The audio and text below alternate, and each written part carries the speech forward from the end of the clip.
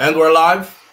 Morning thoughts, morning thoughts, morning thoughts. Shout out to Nisha. Nisha says, good afternoon. Shout out to the people going out to work this morning. Shout out to the people coming in from work this morning. Extra special big up shout out to the people who work multiple jobs. I have the utmost respect for you. Shout out to my entrepreneurs, my stay-at-home moms and pops, my retirees. Shout out to the drivers. Shout out to the Uber driver, Lyft driver, truck driver, taxi driver, food delivery drivers, round town and long distance truck drivers. Shout out to the crossing guards and the school teachers, law enforcement personnel, medical field personnel, military personnel. Shout out to the AC techs, engineers, chefs in kitchens, secretaries in offices, strippers on poles, barbers in barbershops, beauticians in beauty salons. Shout out to the nail techs. Shout out to the garbage truck drivers and garbage collectors. Shout out to whatever it is your job description is. Shout out to you. Shout out to every single clean-hearted, good-hearted person who wants good for others as much as you want good for yourself. And on days like these, we say, it's the freaking weekend, baby! Clap it up. Clap it up. We made it. We made it through another week. Today is October 3rd, 2025, and we are happy to be here. We are blessed to be here. We made it through another week. We're getting a lot of other weeks and other weeks and other weeks and these things. You must be thankful. Somebody didn't make it to the end of this week. Rosalind Michael, big up yourself. Thank you for being here. Mervyn the Poet, Jamaica Curse in the building with us this morning. PG said, Upments, big up yourself. Says, thank you for being here. Patricia Jackson, thank you for being here. P-Niles 123, thank you for being here. Nisha is in the building, says good afternoon. You already know, said that's UK settings. Great Goodies is here with us as well. Wayne Nathan is in the building, bright and early. Sharon Spence is also here. Great Goodies says it's the freaking weekend, baby. Rizabella is in the building with us this morning. BM is also here. Dorothy T is also here. Bad Dolly 261 there, bright and early. And Miss Goldie Robinson is here as well. All right, here we are on this beautiful Friday morning. And we have a lot to talk about because there's a lot of things are happening this Friday morning. You know, a lot of things are happening this Friday morning. My brain is like working. My brain, they are shuffle because it's so early in the morning. And I wanted to start early so I can finish early. So I can finish early because of Friday. And I want some time to myself. At least a little 2 hours before the picnic them come back home from school and them something there. And it's early release today as well. And all these other kind of things. I got to make it work. Fit something in there somewhere and make it work. All in all, we don't have nothing to complain about. Because life is good. Even when life is not so good, it is always still good. Because it could have worse. You know? Morning, Marilyn Grant. Thank you for being here. Black Eagle, big up yourself. Dorothy T says good morning. Listen. Topics we have on the table this morning. Y'all remember Dr. Ian Roberts? I want somebody to call me on the phone and say, you know what? Let me Google this. Iowa, because boy, the people them shell down the comment section. Oh my God, you mean to tell me you live in the US and you don't know how to pronounce this? Proper pronunciation for Iowa, Des Moines. Des Moines. So it is pronounced Des Moines. Somebody call in and tell me, because this is not help. This is not helping me. Usually there would be like, okay, how to pronounce. See it here. All right, easy with that.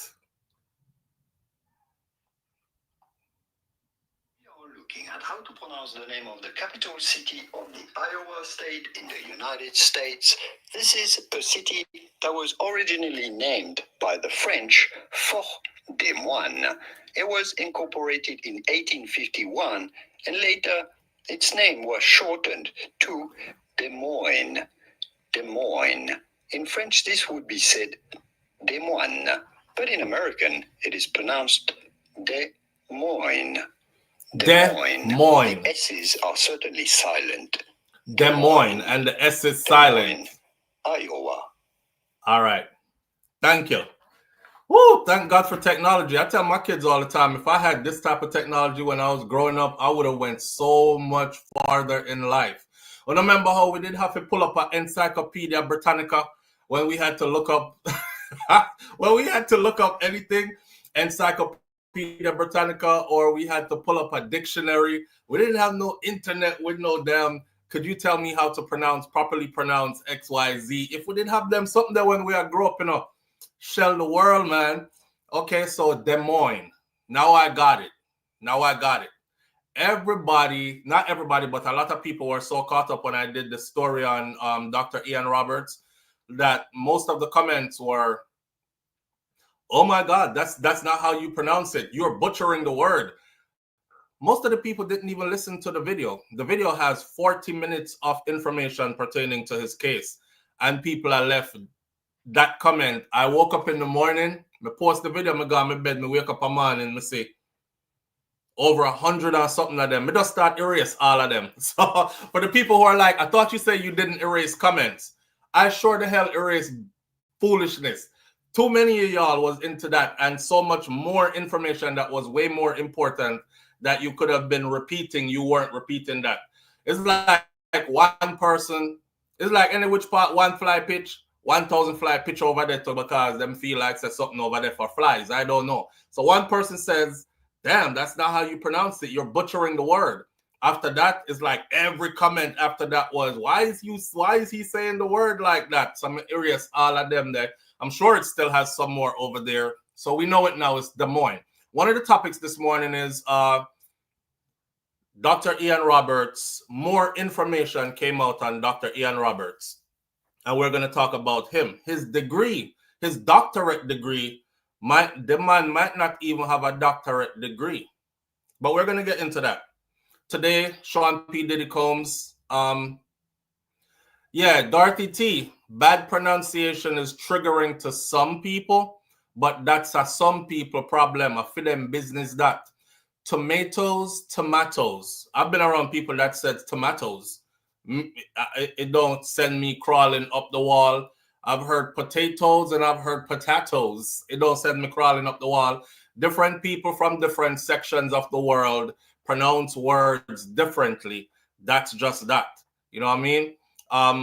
But hey, for them business that. Anyway, Diddy, I'm not here to speak properly for anybody. Because as you can tell, given my background, me chat when me want chat. Sometimes it sound like this, or sometimes it might sound like that. Sometimes I sound another kind of way. You know what I'm saying? So don't look for my words to be perfected in pronunciation and all these other kind of things. That's not what we're here to do. By the way, when I say Des Moines instead of Des Moines, or say me forget the word already. When I say the way I say it, you still know where I'm talking about. So nobody get itch up on the mispronunciation. Pay attention to the rest of the information, right? All right. Did he apologize in a letter? And he will be sentenced today. We're going to talk about that. Nicki Minaj and Cardi B is still going at it. And they're really going at it now. The search for Jayden Smith. Have a video here about some woman drama. And there's this guy who got deported to Jamaica, and I really want to know why did Jamaica take him back? Why did the Jamaica government take him in, not take him back because he's never been to Jamaica before? Those are the things we're going to be talking about this morning. Did y'all see Tasha K talking about Vybz Kartel? That's just random. That wasn't even on my list this morning. I just actually just wrote it down at the end of my list. Did y'all see Tasha K talking about Vybz Kartel? Tasha K, the YouTuber who is super popular. Tasha K has well over 1 million followers now.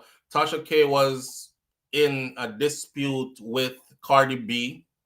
That dispute actually ended in Cardi B winning a $1 million judgment for defamation of character. And I said to use her as an example, because this goes to show you that the precedence has been set.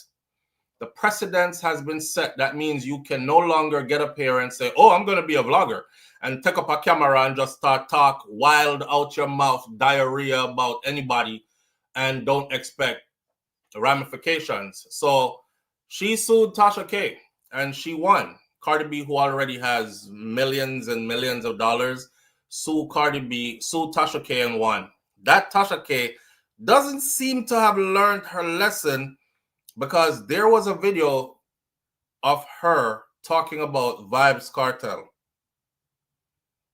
And let me give you the piece, a little piece, because it's her content, it's not mine. I don't want anybody to say, you know me, I use them content. I just want to use this little piece right here just so the audience knows what I'm talking about. So here it goes. Got a special guest with me. Vybz Kartel. I knew that it was only a matter of time before he spit the block. Vybz Kartel was with his baby mother for years before he decided to chop up that body and try to dispose of it, and they found it. I guess maybe she couldn't wait around. And so this is how they look when they were together. Her lips black. Certain things you just can't bleach. Like your eyes, your lips, your elbows. You can't bleach none of that shit, okay? I just knew when he had popped out with that white girl. She had did all the paperwork to get him released from jail. Filed the appeals and everything, and she was there for him. I think she was by his side for like 10 years, put money on his books, moved to Jamaica to even support him because the baby mama said, I can't do this no more. We had to cling on to who he had to cling on to for survival. And that white woman got him out of jail. And he said he was going to be black again. He said, I think the doctor told me he can't bleach no more because hormonally it messes you up. And he has hyperthyroidism, the same thing that I have, okay? And so you have to be careful with the chemicals and shit that you put in your body and everything. So he said, if I can't be white, my bitch can. And so he went and got that white bitch, and he's taking her all over the fucking world doing tour. She done got a whole fucking murderer up out of jail. Sorry, Jamaica, it is what it is, okay? Motherfucker worship the devil. But to see him, I don't know who posted this video. I don't know if it was him. I think it was probably his baby mama, because something tells me he doesn't know how to work social media. But his baby mama ended up posting Vybz Kartel. I knew that it was only a matter of time. Yo, it's early in the morning. We getting started early. I gotta play that again. Yo, talk about, I don't think Tasha K learned anything. I got some advice for her at the end of this, but I gotta play it one more time. Did he say, "Found this body? This must be AI." Jerome, listen carefully to all the things she's saying about Kartel, about him relationship, about the disease he suffered from. I don't know who gave her information. Tasha K, you could have reached out to me. I would have put you onto game. You would have had proper information by now. So you never have to get up here and sound like this. I don't know if she have any Jamaican friends either. I've seen videos where it kind of, I don't even want to say that. I don't even want to kick this ant's nest, but I'm thinking there are people out there who really don't like Jamaicans, period. Right? And something about that person there might be one of them who really ain't into us like that kind of thing. All right. Listen again.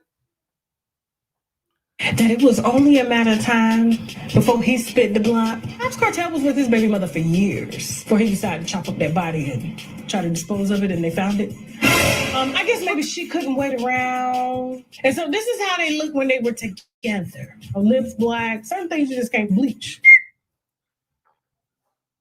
Vybz Kartel was with his baby mother for years before he tried to chop up that body and dispose of it, and they found it. You gotta be careful what you're saying out here, man. You gotta be careful what you're saying out here. Hey, listen. I don't know if she knows it, but Vybz Kartel is not in Jamaica anymore. So it's not like, he can't reach over to the US. So it's two different judicial systems. So I can say whatever I want to say because he can't sue for defamation of character. He could very much, an accusation like that could go a long way. If the accusation that Cardi B had an STD and Cardi B used to put bottles in her hoo-ha while she was in a strip club, if that accusation got you into a bind where you ended up on the end of a judgment where now you got to pay like $1.2 million to Cardi B, what do you think this could do to you? What do you think this could do to you? Charlotte says even in Jamaica he could reach. Even in Jamaica he could reach, Charlotte.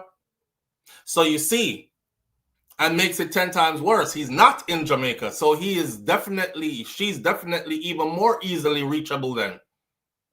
And mind you, Vybz Kartel is not one of the guys that are playing with like a little bit of money. So he might go think, we can get a lawyer and sue, you know, but the girl not have a whole heap of money. So where we are sue her for, she can barely pay back Cardi B, and we don't have enough money to go through that. You're playing with somebody who has long paper. So that's always dangerous. Playing with somebody who has long paper is always dangerous. They will hurt you for the fun of it. That's what Cardi B did. Cardi B was like, I don't really need that money, but I'm going to stand on principle. And that's what she did. That's what she did. If you go look up Cardi B's net worth as of 2025, I think it's $101 million. So she definitely didn't need $1 million from you. Or, you know what I mean? I got to play out the whole thing, though. Yo, Tasha K. tripping. Live on the air with SouFLo. Good morning. Yeah, good morning, my brother. Morning, family. What going? Happy Friday, man. I just want to say, I don't know if you're first on your channel. But listen, man, fuck that bitch.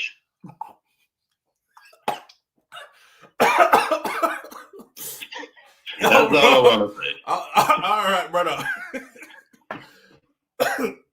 All right, Minaj. Oh, I was trying to get the tea.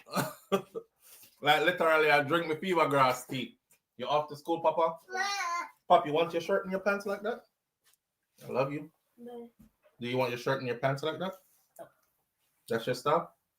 No? Yeah. Here. Hi, Pretty.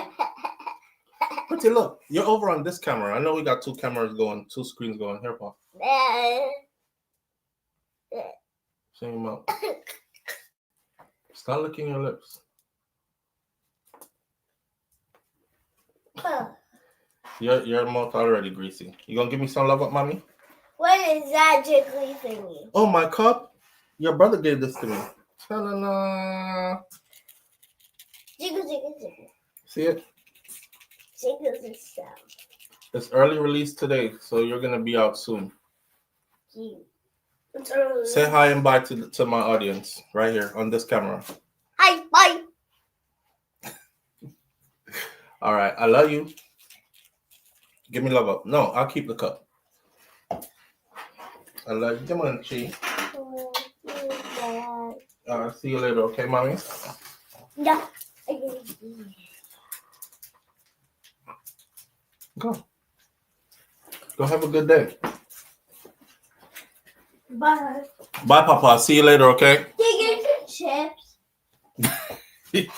Yes, Milani. Yes. I love you, girlie. Love you, Daddy. All right, see you later.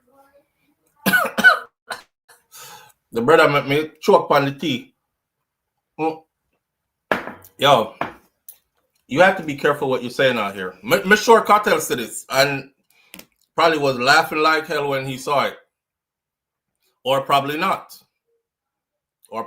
Words can go a long way these days and can become pretty damaging. You know what I mean? If they can be heard by the wrong persons and then turn into something else that affects your bottom line, which is your dollars and cents. Oh, I didn't know that they actually found the body. He was trying to kill the person. He was trying to cut up the body and they found it. Like she's so misinformed. But anyways, again, this is Tasha K. I knew that it was only a matter of time before he spit the block. Vybz Kartel was with his baby mother for years before he decided to chop up that body and try to dispose of it, and they found it. I guess maybe she couldn't wait around. And so this is how they look when they were together. Her lips black. Some things you just can't bleach. Like your eyes, your lips, your elbows. You can't bleach none of that shit, okay? I just knew when he had popped out with that white girl. She had did all the paperwork to get him released from jail. filed the appeals and everything, and she was there for him. I think she was by his side for like 10 years, put money on his books, moved to Jamaica to even support him because the baby mama said, I can't do this no more. We had to cling on to who he had to cling on to for survival. And then that white woman got him out of jail. And he said he was going to be black again. He said, I think the doctor told him he can't bleach no more because hormonally it messes you up. And he has hyperthyroidism, the same thing that I have, okay? And so you have to be careful with the chemicals and shit that you put in your body and everything. So he said, if I can't be white, my bitch can.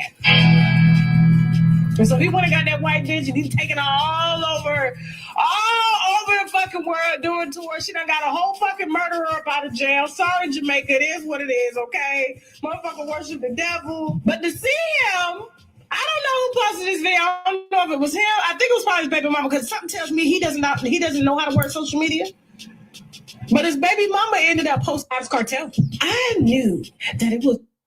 That's one part. So Kartel is now a devil worshiper. Got caught chopping up a body, and a white woman got him out of prison. She filed the appeal. She did all the paperwork and all that. Just for the public's knowledge, Vybz Kartel was never. This is why his case was turned over at Privy Council. For those of you who don't know, Jamaica's highest court is in the UK. So you could say that Jamaica seems independent, but is not really 100% independent, because your highest courts would not be in the UK, in the land of your former colonial masters, right? So they had to fight that case all the way to the highest courts, which happens a lot. People get convicted. They get convicted at a lower level. They fight as much as they can, exhaust all appeals. No different in Kartel's case. Vybz Kartel has never once said that he was guilty or admitted guilt to any of this. He said that he was not guilty, and he fought for his innocence. If he was found guilty of murder, he would not have been able to fly out of Jamaica after he was released from prison, even if they gave him 13 years and then let him go early. For the simple fact that he was completely exonerated and his record was wiped clean as if it never happened, because that's what happened after the verdict was quashed at the Privy Council. We learned what quashed means in law term. Sidem, the white girl who is with Vybz Kartel, yeah, she came into the picture after him and, Shorty, the mother of his boys, him and her, that relationship soured. But she was not responsible for filing his appeal. She was she was not responsible for paying his way out.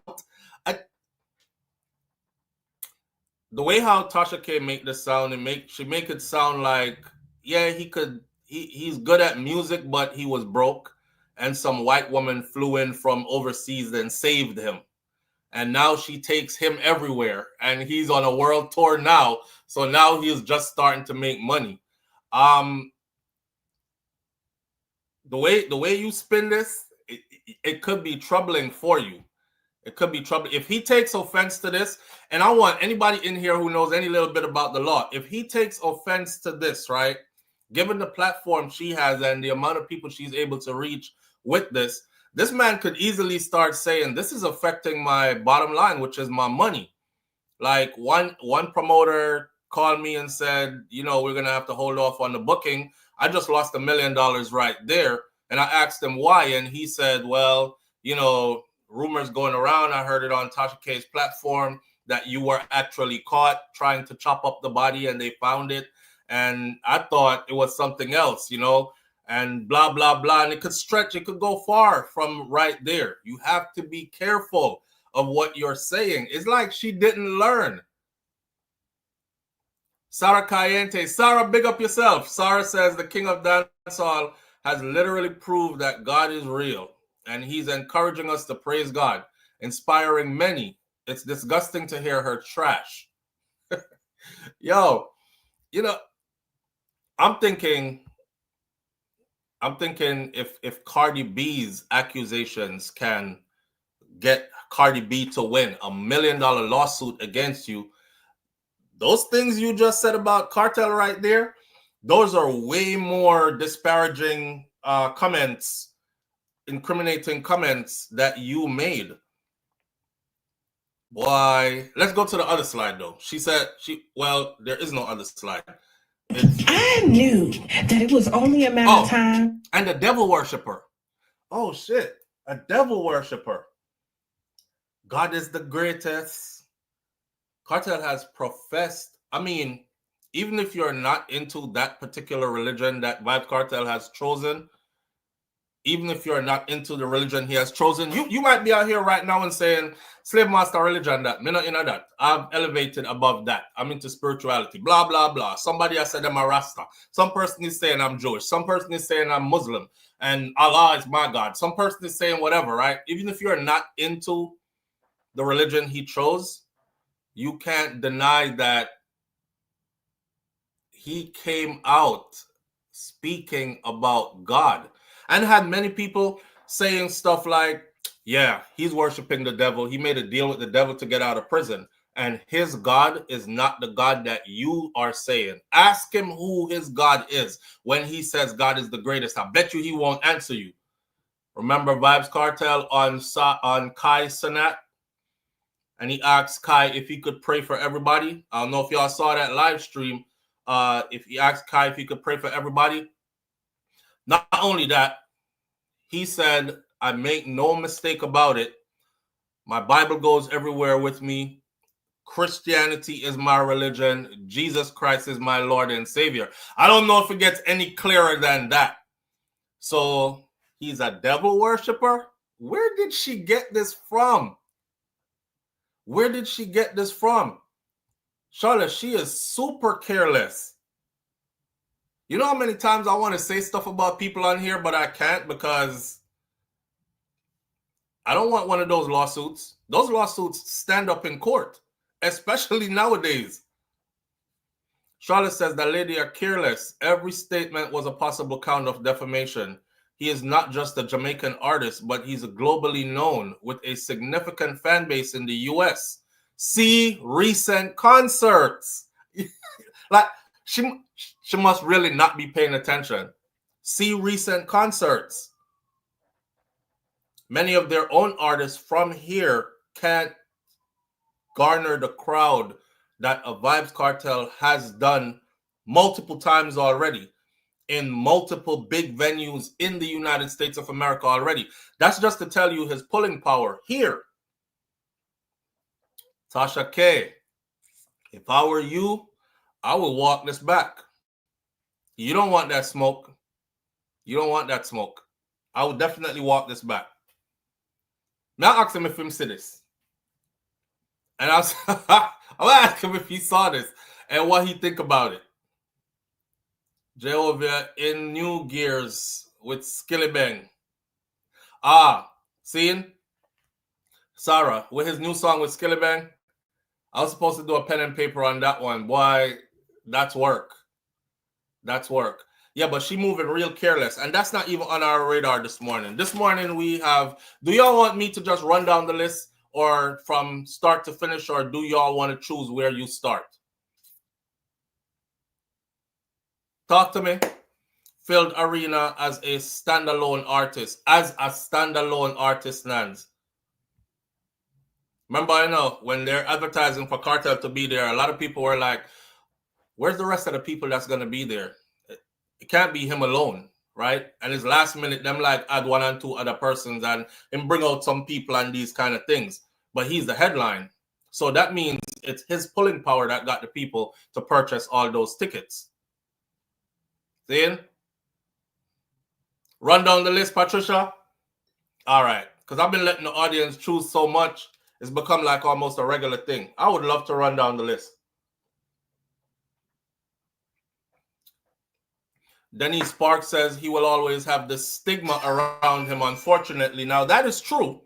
However, the law protects you from this type of slander. Live on the air with SouFLo. Good morning. Hey, SouFLo. Yeah, bro. I'll go on. Listen, right now, this cartel no one soon. Take we off a speaker, brother. Take we off a speaker. Take we off a speaker.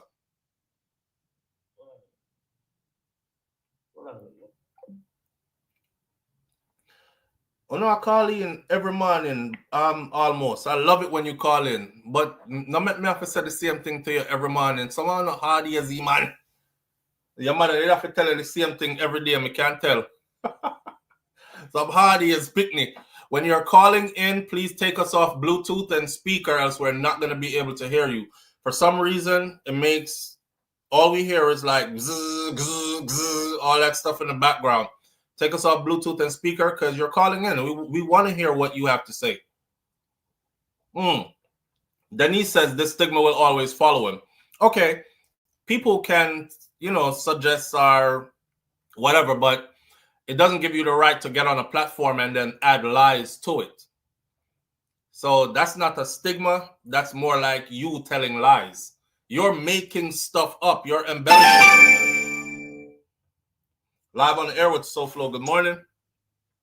Yeah, SouFLo, right now, me I tell you, right in my state. Loud and clear now. If cartel don't want to, we have a lot of, we take up the case and cartel have to sue her. That the man that we sue her. Yeah.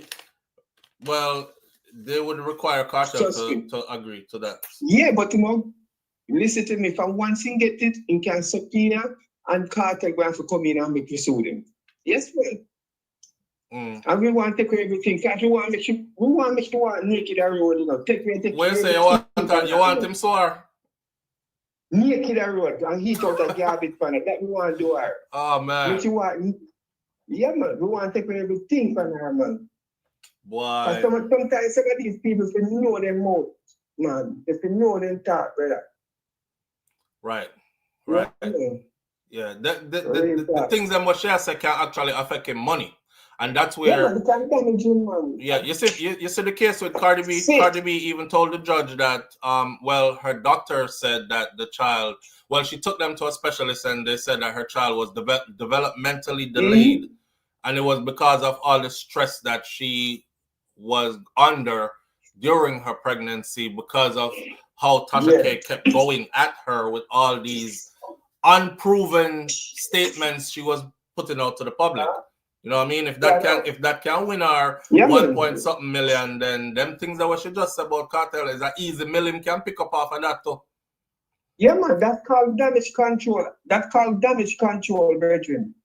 But she has struggle right now for payback cartel. So I don't like say she's gonna have the money. She's struggling right now to pay Cardi B. It's not like she's gonna have that money to just whap out and pay cartel neither. Boy, she better wisen up. You know what I mean? I don't like seeing people get hurt, but you do stupid stuff. All right, my brother, Minaj. Yeah. It's defamation of character for sure. For sure. All right, listen. Let's start out with, I'm just gonna run down my list as we go, right? His degree. So you know about Dr. Ian Roberts up in Iowa. Boy, Dr. Ian Roberts, I was rooting for him. I was hoping that they made a mistake somewhere.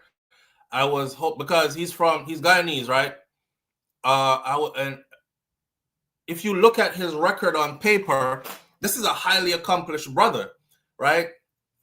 Went through all the steps of all the degrees, all the way up to PhD.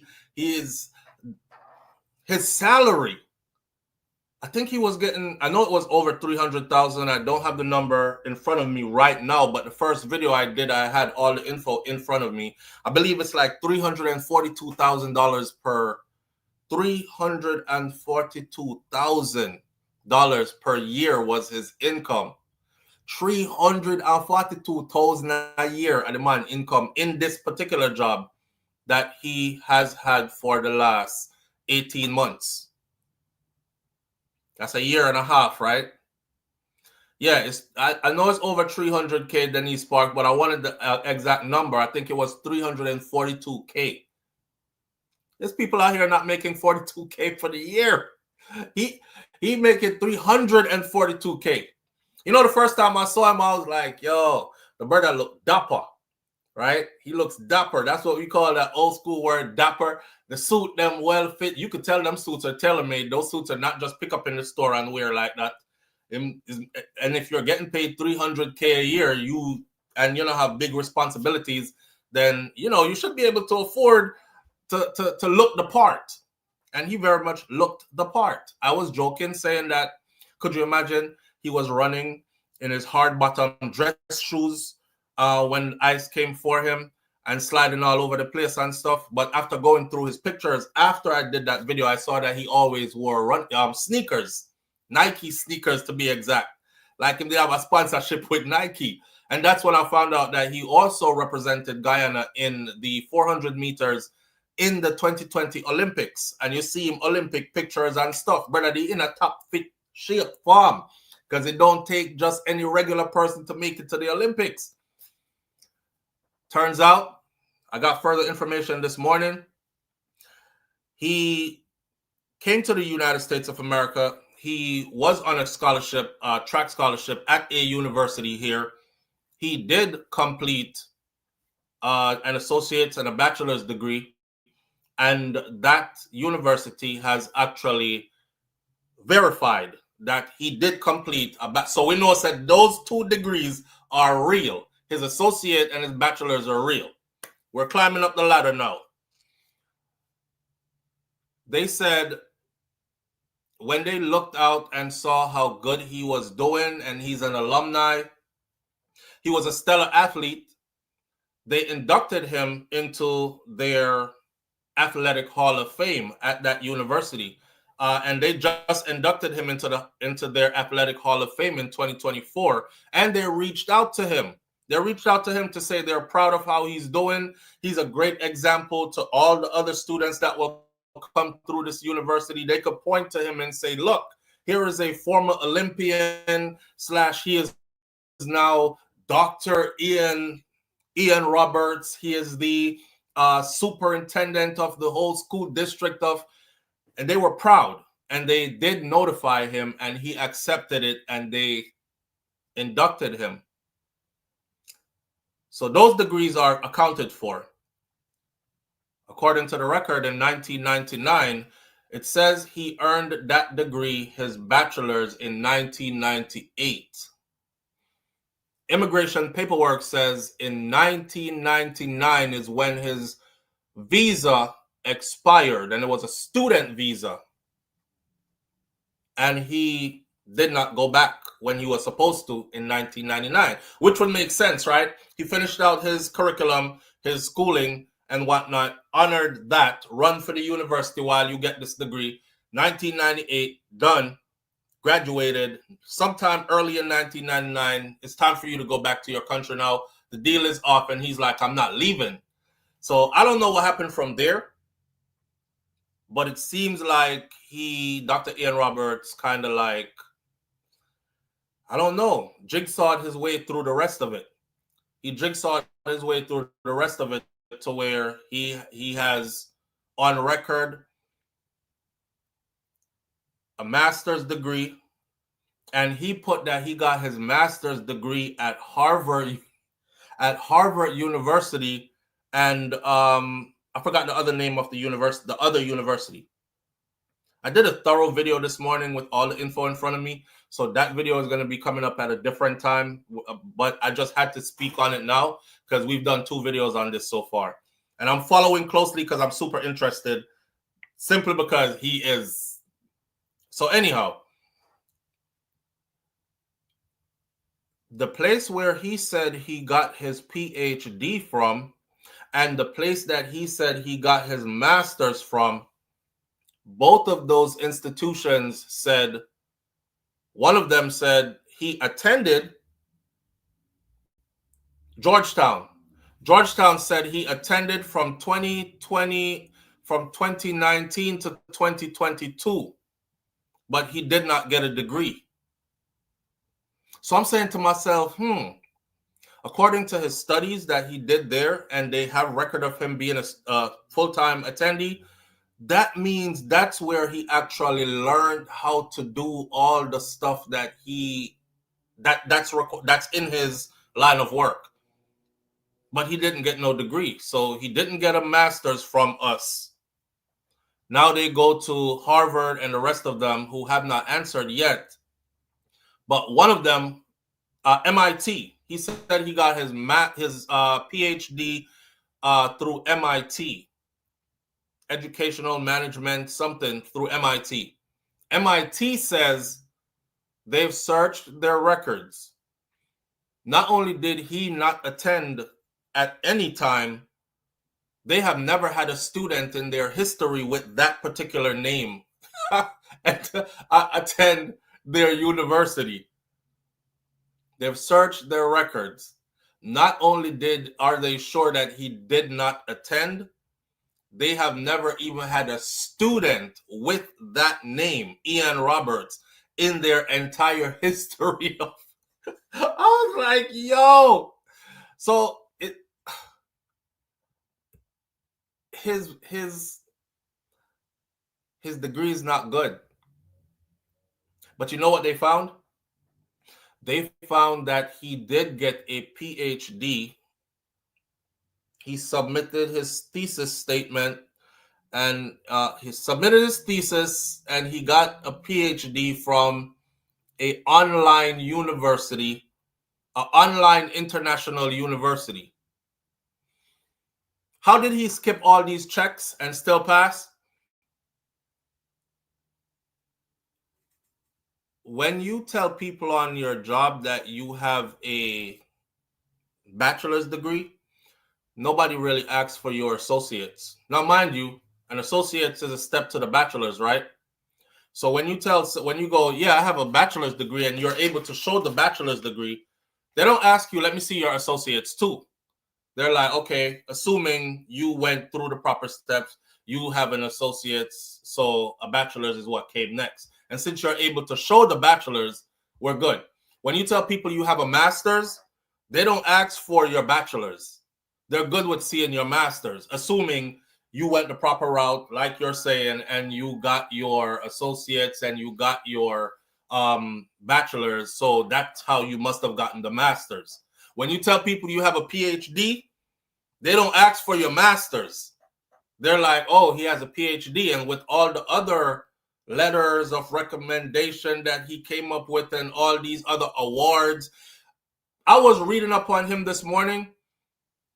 All his stuff was publicized, like in their local papers and on their websites.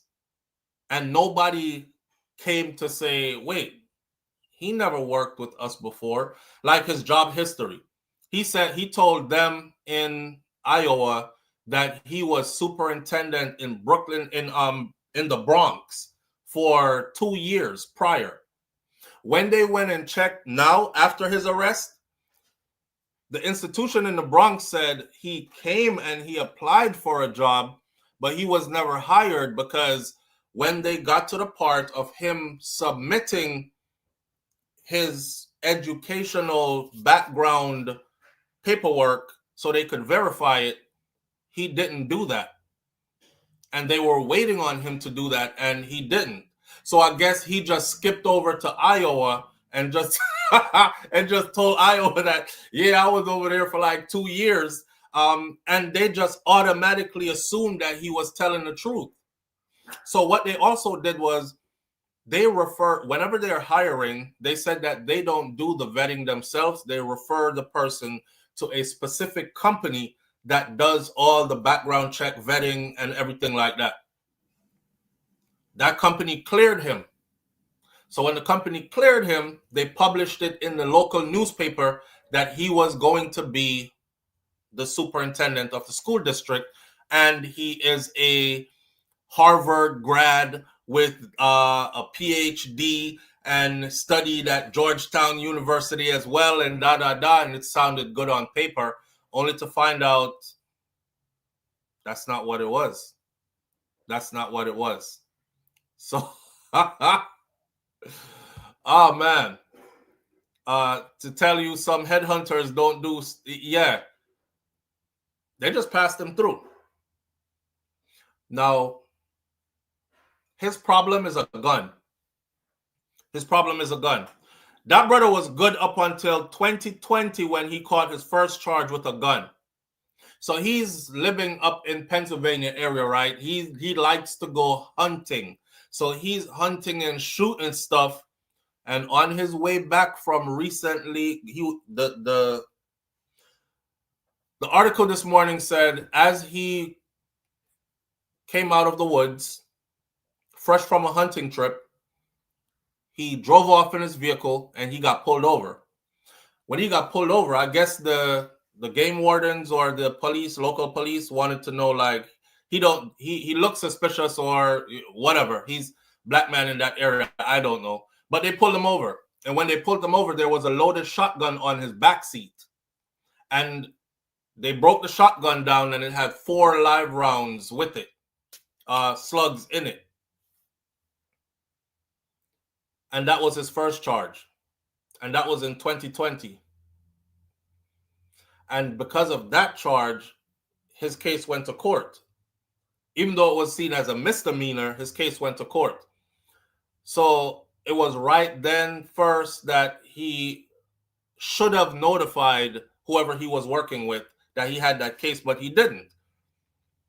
He had a work permit because his work permit wasn't taken away until 2024. So his story is still confusing. I know that some of his educational record is falsified, but some of it is real. But how did he maintain a work permit from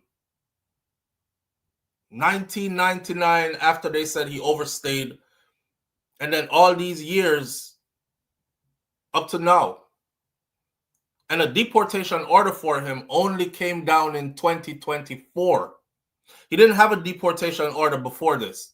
His deportation order just came in 2024. You know what I mean? Now, when his deportation order came in 2024, they're saying that he should have notified whoever he was working with that, hey, you're going to be deported. You're going to be leaving at least. He didn't. They also said that the institution that hired him was notified. The institution head said, we weren't notified that he was going to be deported or there was a deportation order for him. We were notified saying, congratulations, your case has reached an amicable ending or something like that. So it wasn't like straight to the point. Like, this is the outcome. You have so many days to self-deport or will be forced to deport you. They didn't see that. So he falsified some of his records, mainly the master's degree and the PhD, according to them. But they did find that he does have a PhD, but his PhD is not from the institutions that he told them that it's from. And his PhD is from an online international university. But it has nothing to do with the line of work that he's in.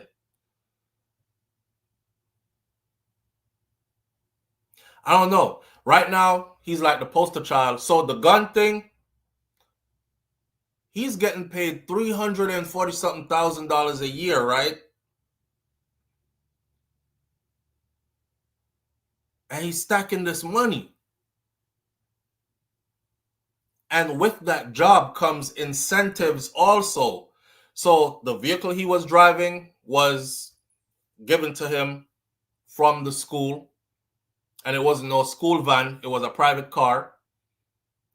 We all know school policies in the U.S. says if you have a gun, you can't take your gun onto a school campus.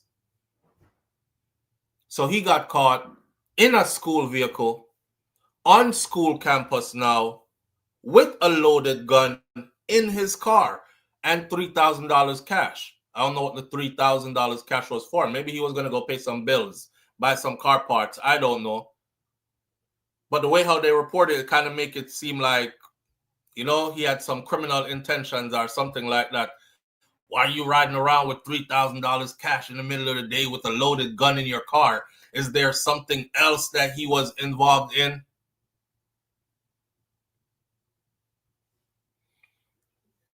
So when they swooped down on him at the school, they said he took off. That man hit and drove off. I guess he decided down the road that he didn't want to go on a high-speed chase. So I saw the video. It's a white car. I saw the video of how he like run the car over into like a cornfield-looking bush kind of place and jumped out of the car and ran into the bushes. I can't help to think, what the hell was he thinking as he was running into the bushes? You hightailing it in the bushes, right? You know the loaded gun is in your car. You're a school official, the highest ranking school official. The loaded gun is in your car. The car belongs to the school system. Now you're caught with a gun. Remember, I know he was caught with a gun before. Now you caught with another gun, this time loaded on a school campus, and he's cutting it. And that's when they called in for backup help from local police, who came through with the canines, and they let the canines out. The canines went into the bushes and got him. You should see. I've seen some of those comments on my video, but you should see how many. Yes, send his ass back to Africa. Send his. I'm like, yo, the man's not from Africa. I don't give a damn. Send his ass back to Africa. He look it. You theaters come here and take up all the jobs that are supposed to be for African Americans. They're going overboard. Some of them are saying most of the crime. Oh, most recipients of DEI are black people who are not from the United States of America, while African Americans who are born and raised here and come from this soil cannot benefit from it. I'm like, y'all really going too far now. Y'all really going too far. You know what I mean? I don't know what y'all talking about. DEI, do you know who benefits the most from DEI? Caucasian women. That's who benefit. Records show who benefits the most from DEI, Caucasian women. Just like records show who benefits the most from government assistance, like what we call welfare, is Caucasian people. But now we have these people jump. He's being the poster child now for this is the exact reason why we need to clamp down on immigration, why we need to get all these people up out of our country, why we need to. It's not looking good for him. It's not looking good for him. Right. They think DEI just simply means race, you know? And it doesn't. Charlotte said, oh man, yeah, your comment section on immigration posts are crazy, full of hate. Yeah, and I realized that. And you know, some of them I started erasing some of them, but I can't because most of them, they come right back. And you know, I do so many videos that I don't even have time to go back to those. So if I check back in like 2 weeks, some of the comments I see are like, damn, they even tell me. And you who's doing this video, your ass will be out of here soon too. I'm like, yo. And you the one that's doing this video, your ass will be out of here soon too. Get them all up out of here. Yeah, Onika. Send his ass back to Africa. The man's not even from Africa. You know, in the grand scheme of things, right? So now he's facing charges of because it's not just, oh, he overstayed his visa. There is a significant amount of fraud that happened in his case, which they are now proving. So he's going to have to face those charges if they decide to charge him like that. And then if they decide to give him time behind bars, he's going to have to serve that time before he's even sent back to Guyana. But I have a feeling that if he is sent back to Guyana, he'll be all right. I think he'll be all right. I think the Guyanese government could actually use him to their benefit. Live on the air with SouFLo. Good morning. Morning, so Morning, me family. just How on you the doing? road. Let me out call up on that topic from when more and talk to you about this. All right, talk You now. see, when I ask me too much question, you know, me just on the road and me I whisper to you and me I laugh. But anyhow, no joke. You see, there's a loophole in this thing right here. I think you know it, but you don't want to say it because I told you that me a little bit out of the loop. I was want to do what that doctor do, what that policeman did. I think you understand what I'm saying without asking too much question. The mastermind is from that doctor's country. When my friend did it, Oh. all right, yes, man, you know, man, just go lie. Please, Okay, I beg you. okay. All right. Okay. When my You didn't friend last me did for a it. second, but I'm on point now. Okay. All right, go on, talk. All right. So when my friend, my girlfriend did it, told me about it, she said she want her chicken with her. She want KFC chicken from Jamaica. Mm-hmm. You understand that part of it. So when the chicken stop at the border, they say, no, sir, this a chicken can't come in. This a chicken Africa. The eye office go get inspected. And me say, no, sir, me not do it. Because if me love KFC chicken, and that's the reason why me buy just to get the taste like I can't get it, me not do it. Anyhow, she working at the sticky place right now. Everything checked and verified and she gone through like a flying colors. She's working. Yes, she's even promoted. Me not laugh. Take back sit the metro. And me say, me not do it. When we first called the man don't harm me. Want the jingles. And I was like, just give me time, let me sort this thing out. So when me follow the info, and me see that the policeman is going to get back. You see what I'm doing? You know, like nothing. He just self-deport himself. You see that?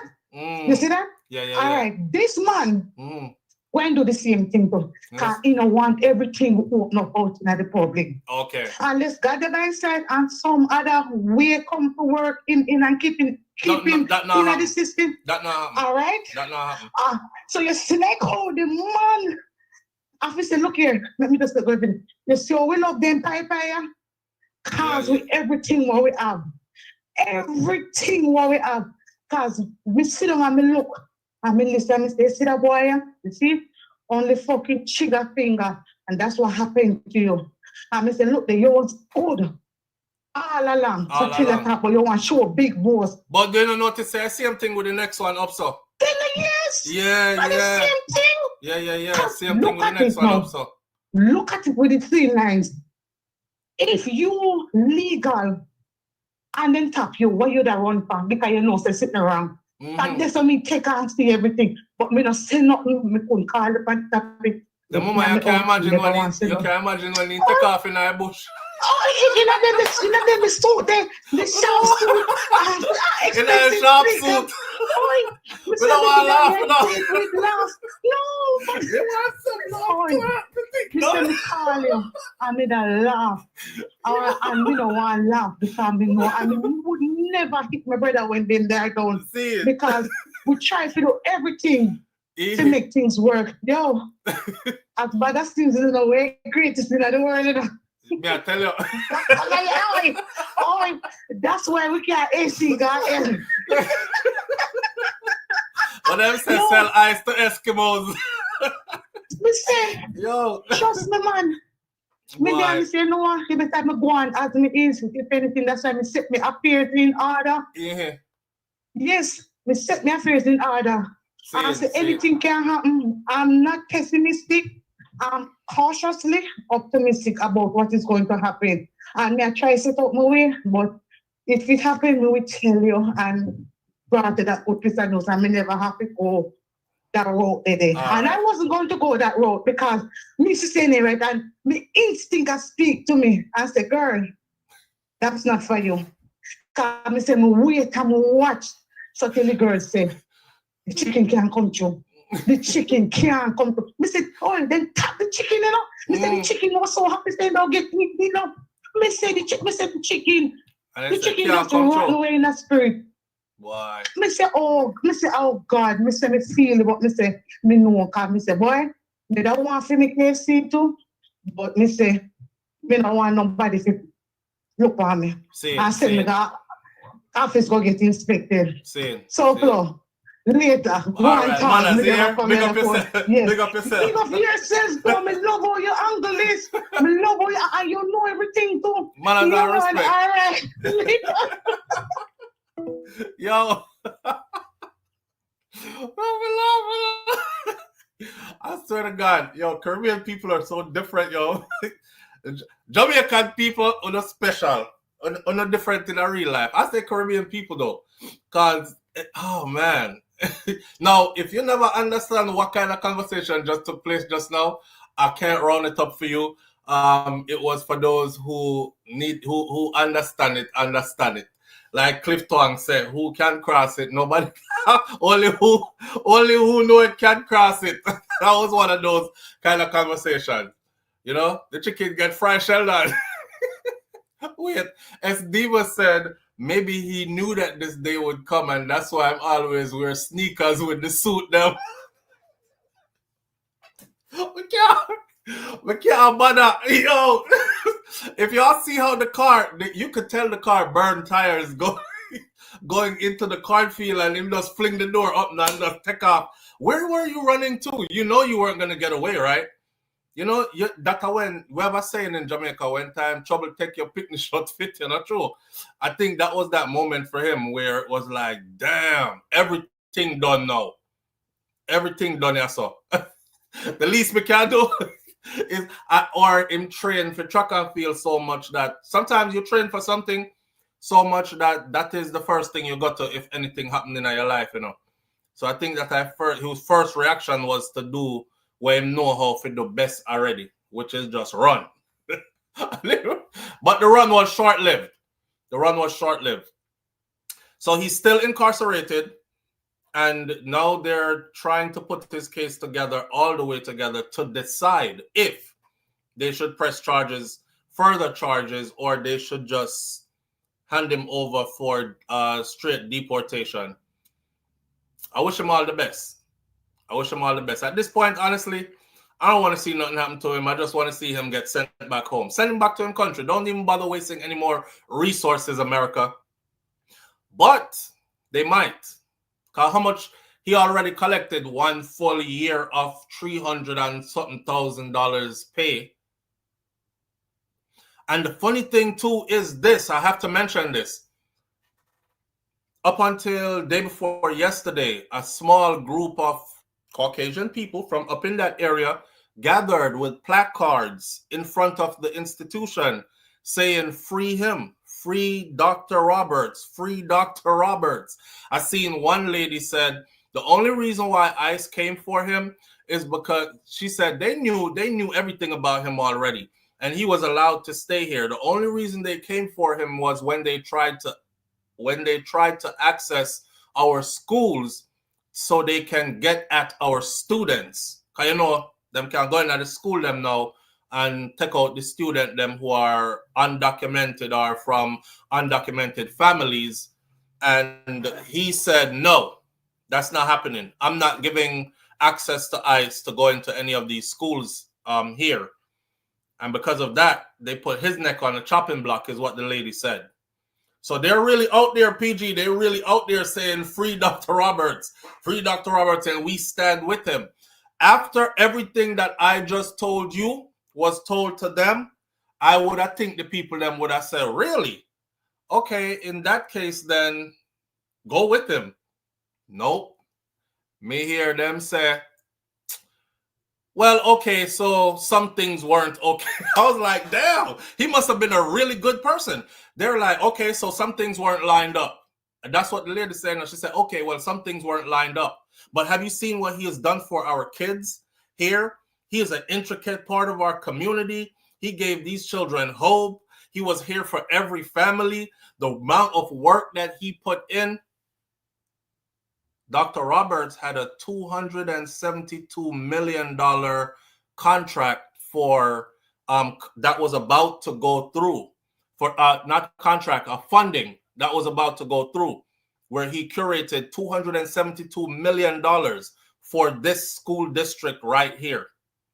for a CM school district here. And I think they are like a week away from the final meeting where the paperwork will be signed for the school district to actually get that $272 million. $272 million to one school district is no play money. So that dude, they look at him like up there, they are standing with him, which is super unusual. It's super unusual. I was expecting more of them to say, get him out of here. Nope, they're saying, bring him back. Live on the air with SouFLo, good morning. Manners and respect, my brother. Manners and respect, family. What going on? That's the Friday. See? You know, even if the brother I get sent back to Guyana, he'll be good enough. That's as far as we understand. Mm-hmm. The Guyanese government is paying their citizens to come back. They're giving them money to come back. So even if you go back, he's good. The Guyanese government. Yeah. Wait, didn't Guyana strike oil? Yeah, they're giving their citizens money. I know a few people that from Guyana that went back and collect their money. Right. But they have to have a Guyanese passport in order to get it. So that's all you have to do, apply. And him get the money. So he could very well be of benefit to the Guyanese government even. Yeah, definitely. He's not like somebody who's going home with no expertise, no training, no nothing behind his name. He's actually going home super qualified to do some things. More than qualified for them. Yeah. Definitely. And one other thing, I can backtrack a little thing, the Tasha K thing. Mm-hmm. You know, I know she's trying to look a little fame off a Vice Cartel. But why? But if she wants some fame, maybe pay her go back to Jamaica and put her on a back road. Yo. Manners, brother, all right. Manners, bro. Yo, but why? Yeah, they are actually advocating to have him stay. Now, the truth of the matter is he's not going to be able to stay. He's not going to be able to stay. Not with all that we found out so far. You know, I've never seen. Come on, they let them send away Pickney. Who have you seen the children? It's two so far that they have sent away. One little girl couldn't even walk anymore. She's fighting cancer and she is on a breathing thing with the cylinder beside her. Them saying she gone. Another one, she has stage 4 stomach cancer. Her mom and her brother are her main caretakers, and her mom and her brother got taken out the house and got put in ICE custody and are being deported. And she's in the wheelchair. She can't even get herself out of the wheelchair to toilet or anything. And she was so weak. She was like, what am I going to do now? Because they're my main provider, my main caretakers. If you see the comment section, somebody is like, you could go with them. Yo. So I don't think he's going to be able to stay. You know, them send where people who are in a more desperate situation. So he's a big strapping man where have some stuff on them belt, education-wise and all these things. They're definitely sending him out of here. What Charlotte said, he could become a member of parliament, run education ministry. There you go. And not only that, he could even re-enter the United States of America. He could re-enter the United States of America as a diplomat. He could actually even re-enter the United States of America as a diplomat. And before you say, SouFLo, y'all got too far now, I want you to remember Shine. Shine that was signed to P Diddy, bad boy. Shine who for a shooting incident, we're talking about gun fired, people shot. Shine did what? A decade in prison and was deported to Belize. Shine remixed his life the whole way around. Came back to the United States of America as a diplomat. As the head of the opposition party in Belize. So don't count nobody out. Don't count anybody out. Anything is possible. And he could definitely be back in the United States of America as one of those. I see him as being the kind of person to actually be able to do it. I was watching a couple of his videos and I was watching him talk and addressing crowds. The brother is super eloquent. He is very well spoken. He really does pull off the part. Like, I do have a PhD. I'm that guy kind of thing, right? Kind of thing. Sound like you got your oil money. Oh, somebody I talk to? As a diplomat like Shine? He sure can. He sure can. All right. So enough about Dr. Roberts. I don't want anybody come over here and think I'm encouraging illegal immigration, like I'm telling people to do these things. Let's end the video. Let's end this part like that before we move. Because, you know, some people out here are super funny, vindictive, and all kinds of stuff. They'll take your words and twist it, right? So we having a moment of laugh. We said sex serious thing make joke. That means what else are we going to do? Cry? It's not our situation. We see what's happening, right? So let me make it very clear that I was not trying to encourage anybody to be involved in illegal immigration. I find parts of the story funny, comical, like when he's running into the woods and all that other stuff, and may the chips fall where they may. The law is in place, and the law is doing exactly what the law is there to do. That's beyond my control. I'm watching the story from the outside looking in. At the same time, I'm not going to wish the worst for the person.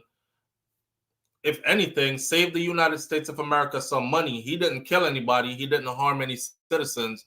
And you have a whole community of people saying that he gave their children hope. He restructured their whole educational system to where they now they're looking now at, they stand out more than anybody else because of him. Because of him. So he didn't do damage. He did good. At the end of the day, he's not legally here anymore. Has no grounds to be here. Do what y'all have to do. Send that man back to his country. That's right there. That's a whole 20 years later it took Shine to re-enter the USA. Yeah, but he did. And in the meantime, he wasn't living like no pauper. In the meantime, he was able to go to other places too. Shine would go to Paris and all these other places around the world and would meet up with Puffy them there for Fashion Week in Paris and all this. So it's not like, oh, this is somebody who they deported from the US and him can't catch him ass when him go home. So him just in a one little board shock somewhere just suffering. Life went on, and he elevated again. And then he played chess and then was like, bam, king me, I'm back. So it happens. Orange man wants to break down anything a black man build. Look at it that way, says Bedroom Bully 27. Well, wrong is wrong. Wrong is wrong.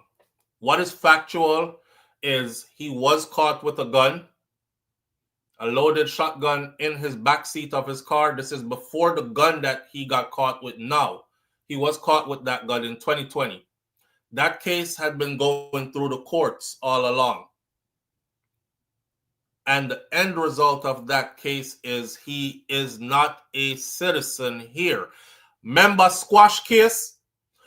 Remember when Squash get catch with the gun in Florida here, in Miami, and people were like, "Oh, him good man," because a gun state that everybody can carry a gun. And I said, no, he's not good, because he is not a permanent resident or a citizen. In order to have the gun in your possession, you have to be a permanent resident or a citizen without a criminal record.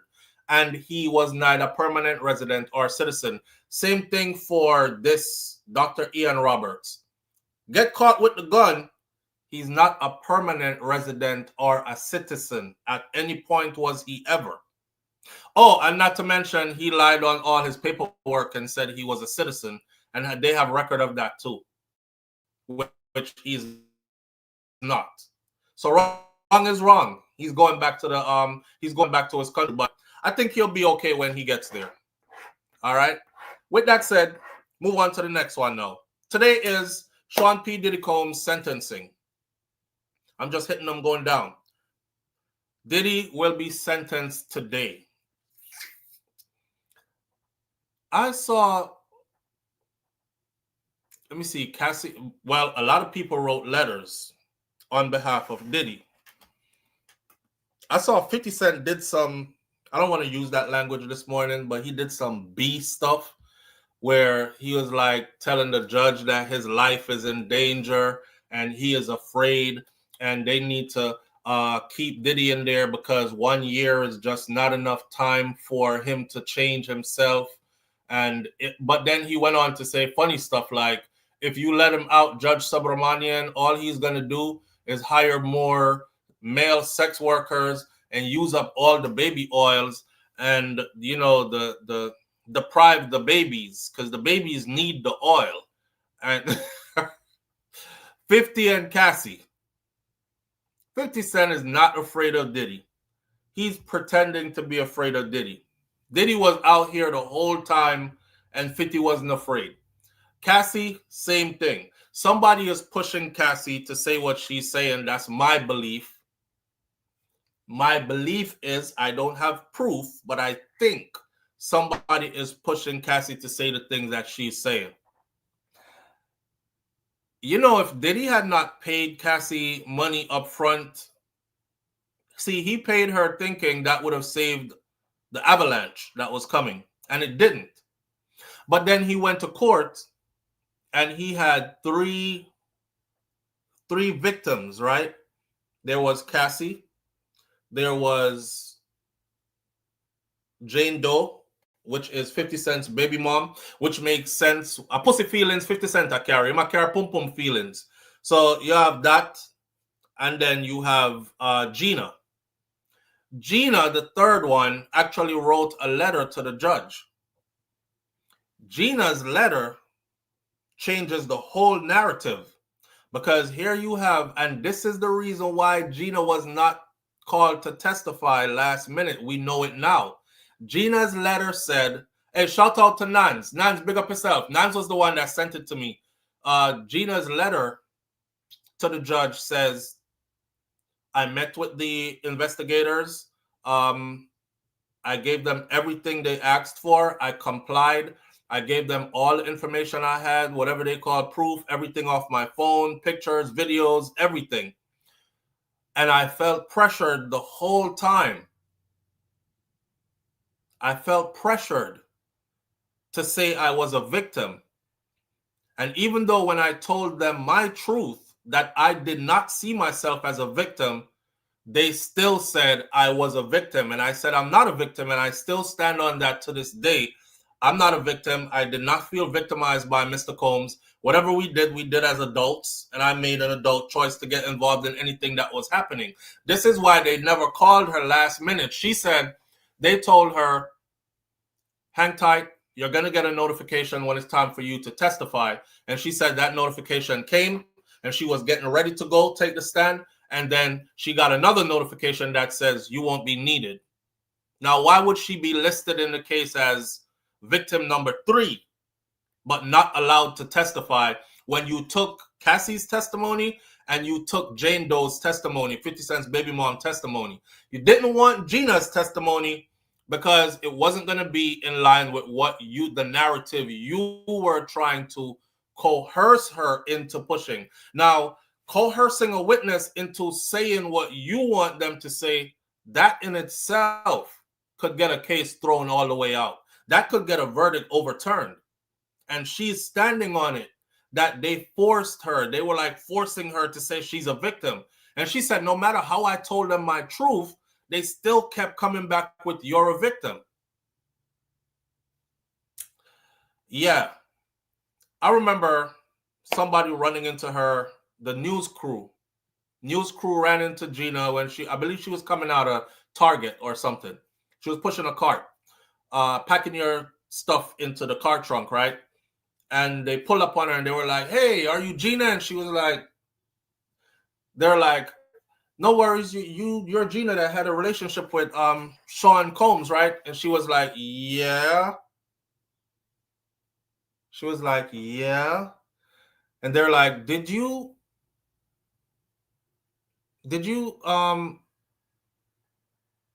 are you scared? And she was like, scared of what? They're like, I mean, scared of like Sean? No, I'm not scared of him. He's not a threat to anyone. I remember her saying that in the parking lot. And I thought, wow, is she supposed to be the one that's testifying next? It can't be her. And sure enough, she never showed up because they didn't call her. So she wrote a letter to the judge saying to the judge, you know, hey, I never felt like a victim. He's a good guy. You know, we did some things, but he's a good guy. And I think the right thing to do is to like send him home to his family. Sean P. Diddy Combs now asked the judge to have some mercy on him ahead of his sentencing. In his letter, he says, I was dead wrong. In his letter. Now, I searched around this morning for the full letter. Nan sent me the full letter, and I have it in my Gmail. But I'm not going to go through that right now. I'm going to download it on whatever. Let's see if we could get a part of it. He says that he's taking full responsibility and accountability for my past wrongs.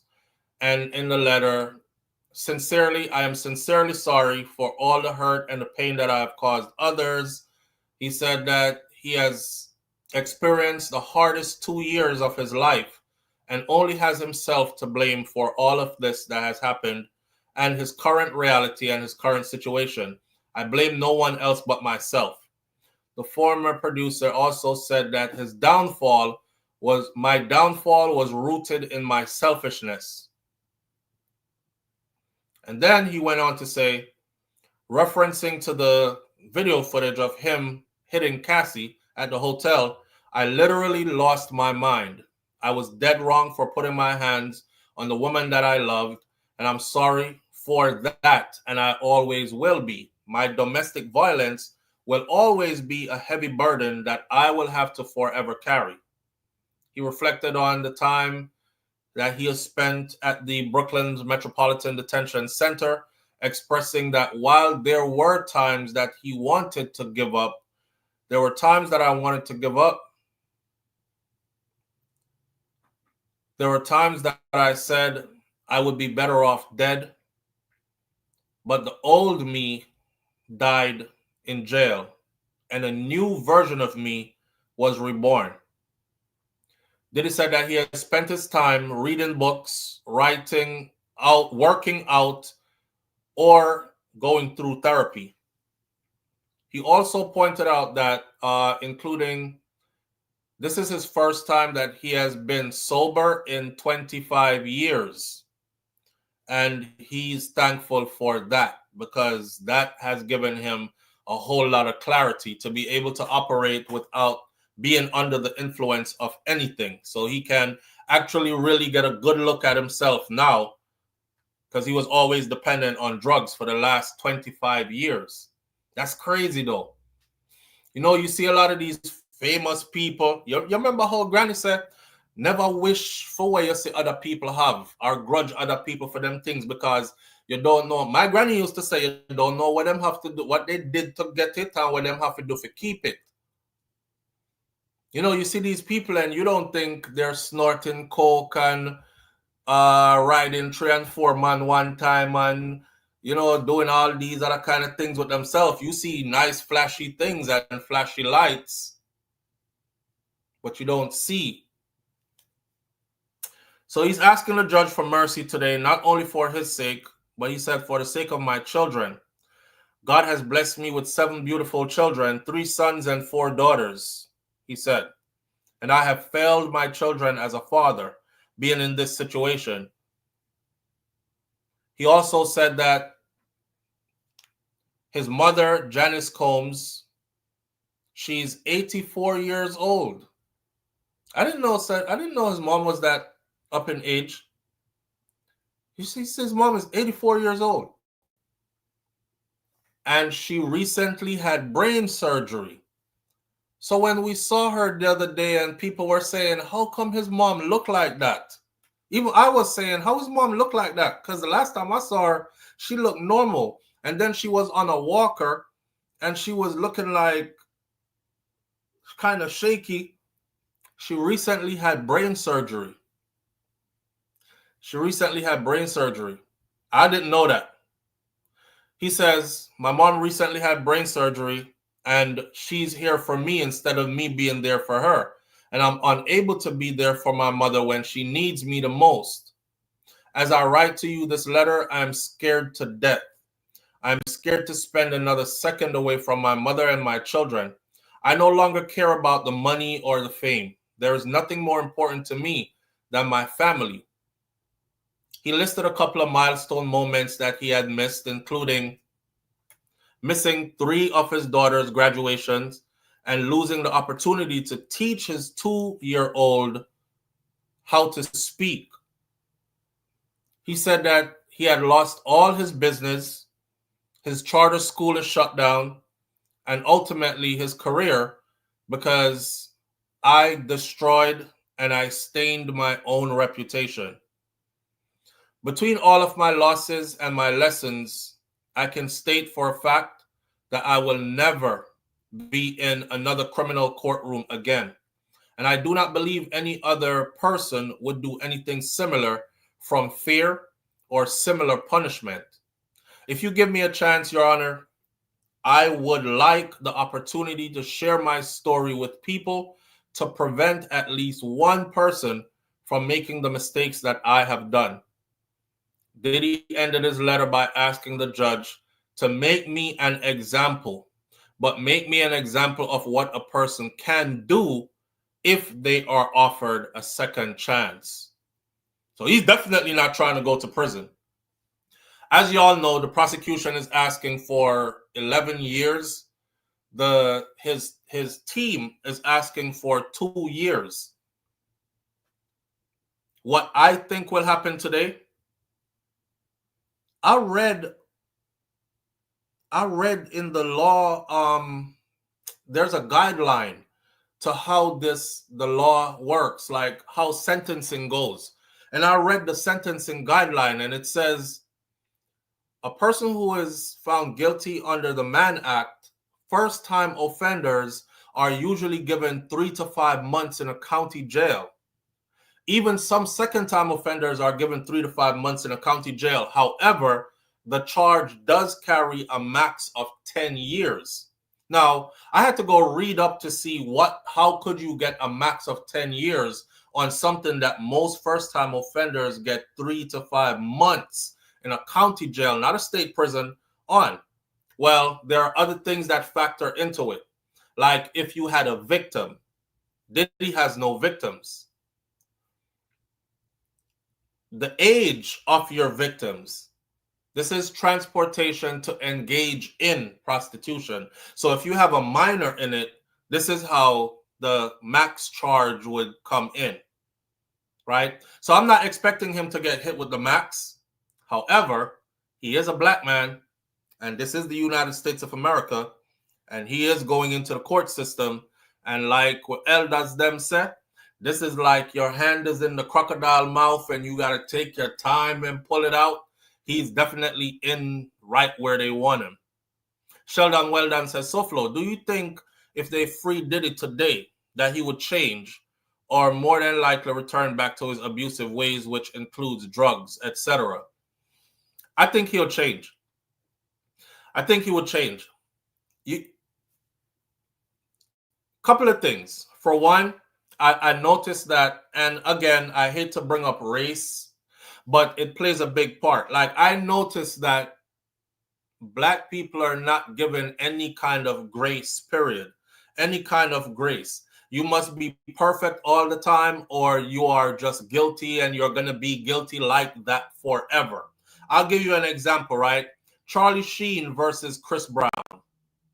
Charlie Sheen was able to make it back to the top of Hollywood, book multi-million-dollar movies after all the drugs and all the other stuff that Charlie Sheen has been involved in, and constantly going through, tarnishing his record Chris Brown had one incident with Rihanna.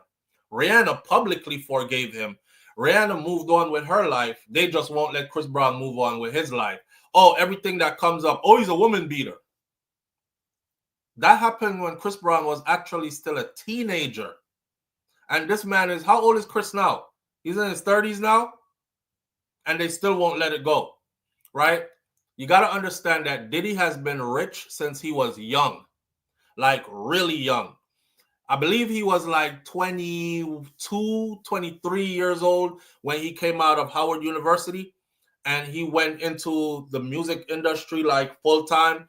He was that guy running up and down those stairs in them big high-rise buildings, riding the elevator, office to office, bouncing around, getting stuff done, putting his thing together, working in overdrive, and his stuff popped off.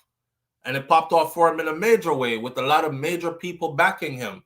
So he's been in the money. He's popping champagne and living yacht style, private jet style, exotic location, video shoots, award shows. He's been doing that for a long time, since he was really young. And he's never been checked. He's never been checked. He has never had a situation where it humbled him. It put him to his knees to where he had to go see the inside of a jail and realize that we have you here. And no, this is not a weekend stay. You're not going to just walk in and bail out and go to your family. You've been sitting here for month 1, month 2, month 3. You've applied for bail 1, 2, 3, 4 times. We don't want your money. Not even $500 million cash up front that he offered, plus to surrender all his family members' travel documents and put his mother's mansion up for collateral, as well as one of his own mansions up, which are both $50.2 and $51.2 million homes. And they said, no, we don't want any of that from you. You sitting your ass right here. I think that is a humbling experience. That's like, oh, damn. And then to be free of drugs for the first time in 25 years. I don't know if you've ever been around people who do drugs, but their every decision is they have to factor in the drug. If you've been around people who smoke cigarettes are drug. If you've been around people who smoke cigarettes, you've been around somebody who did drugs. A cigarette smoker can't go down the road without their cigarettes. Or else they start being like that. Oh, damn. Where my cigarette them there? I forgot get hold on. Me soon come. Have you ever worked with cigarette smokers? Right when you're getting into the project, getting ready, come on, let's get this together because we have a deadline to meet. You'll hear this. Give me 5 minutes, then I have to go outside, go get a quick smoke. It dictates literally everything they do. If they're going to have sex, them have to smoke right before and then them smoke right after. So you could imagine harder drugs. All his decisions were based around his drug use. So this is the first time he has actually ever been sat down. And this is the first time he has ever been told, no, you're not getting it. You're not getting out. Your money doesn't count. So I think, and remember, prosecution made it clear that their goal was to find him guilty on the sex trafficking and the racketeering charges. They offered him a plea deal. I looked at his plea deal yesterday.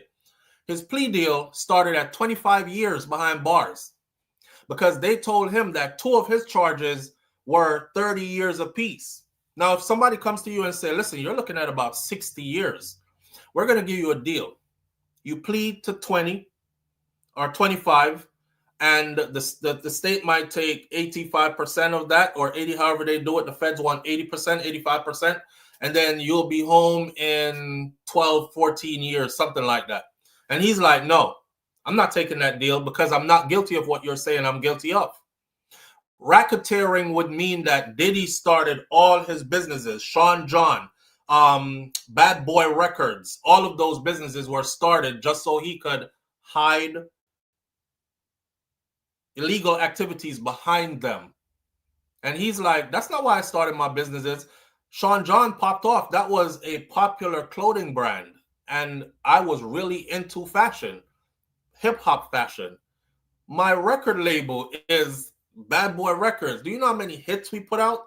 Do you know how many artists saw superstardom through this record? I mean, given the fact that a lot of them, they got robbed for their publishing, but a lot of them saw superstardom through that record label. So these were legitimate businesses. You can't prove racketeering from me for that. So he fought it. And not only did he fight it, he fought it and he won. He rejected their plea deal. He fought it and he won. No sex trafficking, no racketeering. They said their goal, if he got found guilty on those, was to confiscate his personal bank accounts, his business bank accounts, and all assets, personal and business, which would include private jet, multiple mansions, all his businesses, etc. And they would liquidate his assets and distribute it among those who they claim are victims in his case. He has never come that close to losing everything. He has never come that close to losing everything. So did y'all see when the verdict was read, not guilty, what he did? He was on the floor. He didn't sit there like, oh, I got this. He was on the floor, humbled, face on the ground, on the people's dirty carpet. Live on the air with SouFLo. Good morning. Yo, Father Flo, good morning. Morning, brother. Talk to him. I have something to say to you real quick. I kind of off topic, but today on my brain, and you may always listen to you as an elder. Want your opinion about something? Well, don't go too far, because we don't want to stray from the topic still. You can't speak funny when you're done, man. All right. You know, so guess what? Mm-hmm. I just do a DNA test for me, so you see me? Mm-hmm. After 10 years, you know, so if I don't say you with a jacket, brother, right now, I don't even know if you say I know if you do. So God know, I bro. kill me, feel like you kill somebody. No, so God know. God know you 10 years of private school, best education, everything. I don't As a young youth, brother, I swear to God. I used to name home tip on the channel, you know. Right. Brother, like me, I lose my fucking head, yo. I get up a morning and the first thing Ricky I made is like, yo, remember say your son and a fear in a dog. Damn. Yo, I don't know dog. I don't know who to talk to. I can't talk to my family because them a holler. And I don't want to worry about my mental. Yeah, only somebody me know when me gonna like say, yo, bro, I corrupt your fuck, yo. Where in there? Where your son there? Yeah, brother. I go find for the man. Where part you there? Number, yo. Stay where you're there, bro. Stay where you're there. Yeah, stay where you're there. I corrupt your fuck, yo. Damn. Brother, me just listen to anything just a play. I made I say, yo, call flow. Bro. And I hope me there, yo. It's like I need that bother, you know, true. No, me there no peace. If me laugh for 1 second, the first thing come back in the head, yo, remember say your son and a fear, you know? Damn. Yo, then me say, look, yo, me not even know if you think, yo. So, bro, which part, what the matter they know? The mother, I said, DNA test impossible, sure, if you put her life on the shirt, if it's dead free, the DNA test are wrong. Why them do that, though? Bro, you actually not even know. I bet the youth, when I come and find you know, so me I make life for them. Let's be there to come and find you youth. I say you're ready for carry them up now. You're ready for carry them up. Come here and make sure saying get the Jamaican roots like we always talk about on the channel. Mm-hmm. So me I say, yo, since me have the money, we can send him the best private school, the best life. So me say, me do that. And then he might reach 10 now, so you know your child, get them in a middle school to high school. Mm-hmm.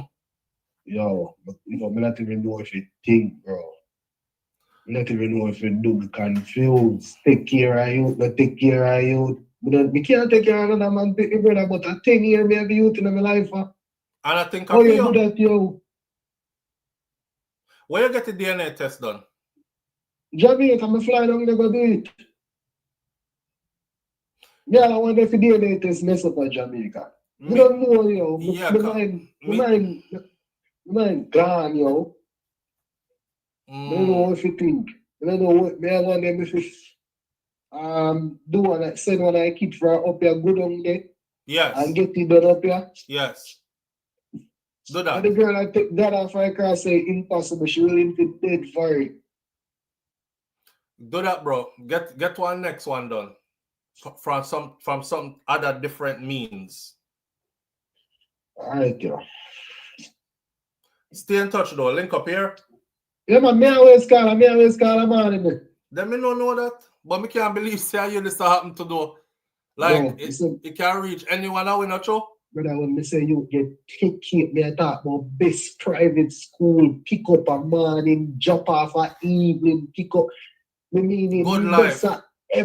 Brother, good. You remember the school where you say you used to go? When big car drop off, you pick them up and pick them up. That the kind of life that me I tell you about. Because money and the ring, money and no problem, and have good job. Damn. Brother, right now, I work me there and I choose kind of work me do me I try focus car. A data center work, electrical work and that. Me have to focus, bro. Dangerous type stuff. Brother, focus. Crazy, yo. Man, corrupt and fuck up. As me do something. That and me laugh.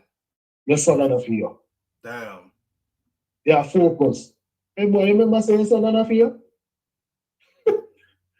The woman that wicked doing, man. But here what, I'm not gonna cuss her yet. May I tell you to get one next DNA test done from one completely different entity first. Yeah, man, me a FedEx one, I keep down there and then FedEx back. Yeah. That way then. Alright, father. I'm sorry if you take you after. No, man. No, man. Manners, man. Yeah. Alright, Joe. Alright, brother. You see what me telling you though, sir? That's why I just wake up and be thankful, you know, because boy, every time me think about me have problems, somebody have problems. Real problems. We be getting so complacent in our lives, we start thinking, oh, the pillow is a problem, and the blanket is a problem, and the sheet over here so is a problem, and the curtain is a problem, and somebody who will house abandon. Them have real problems.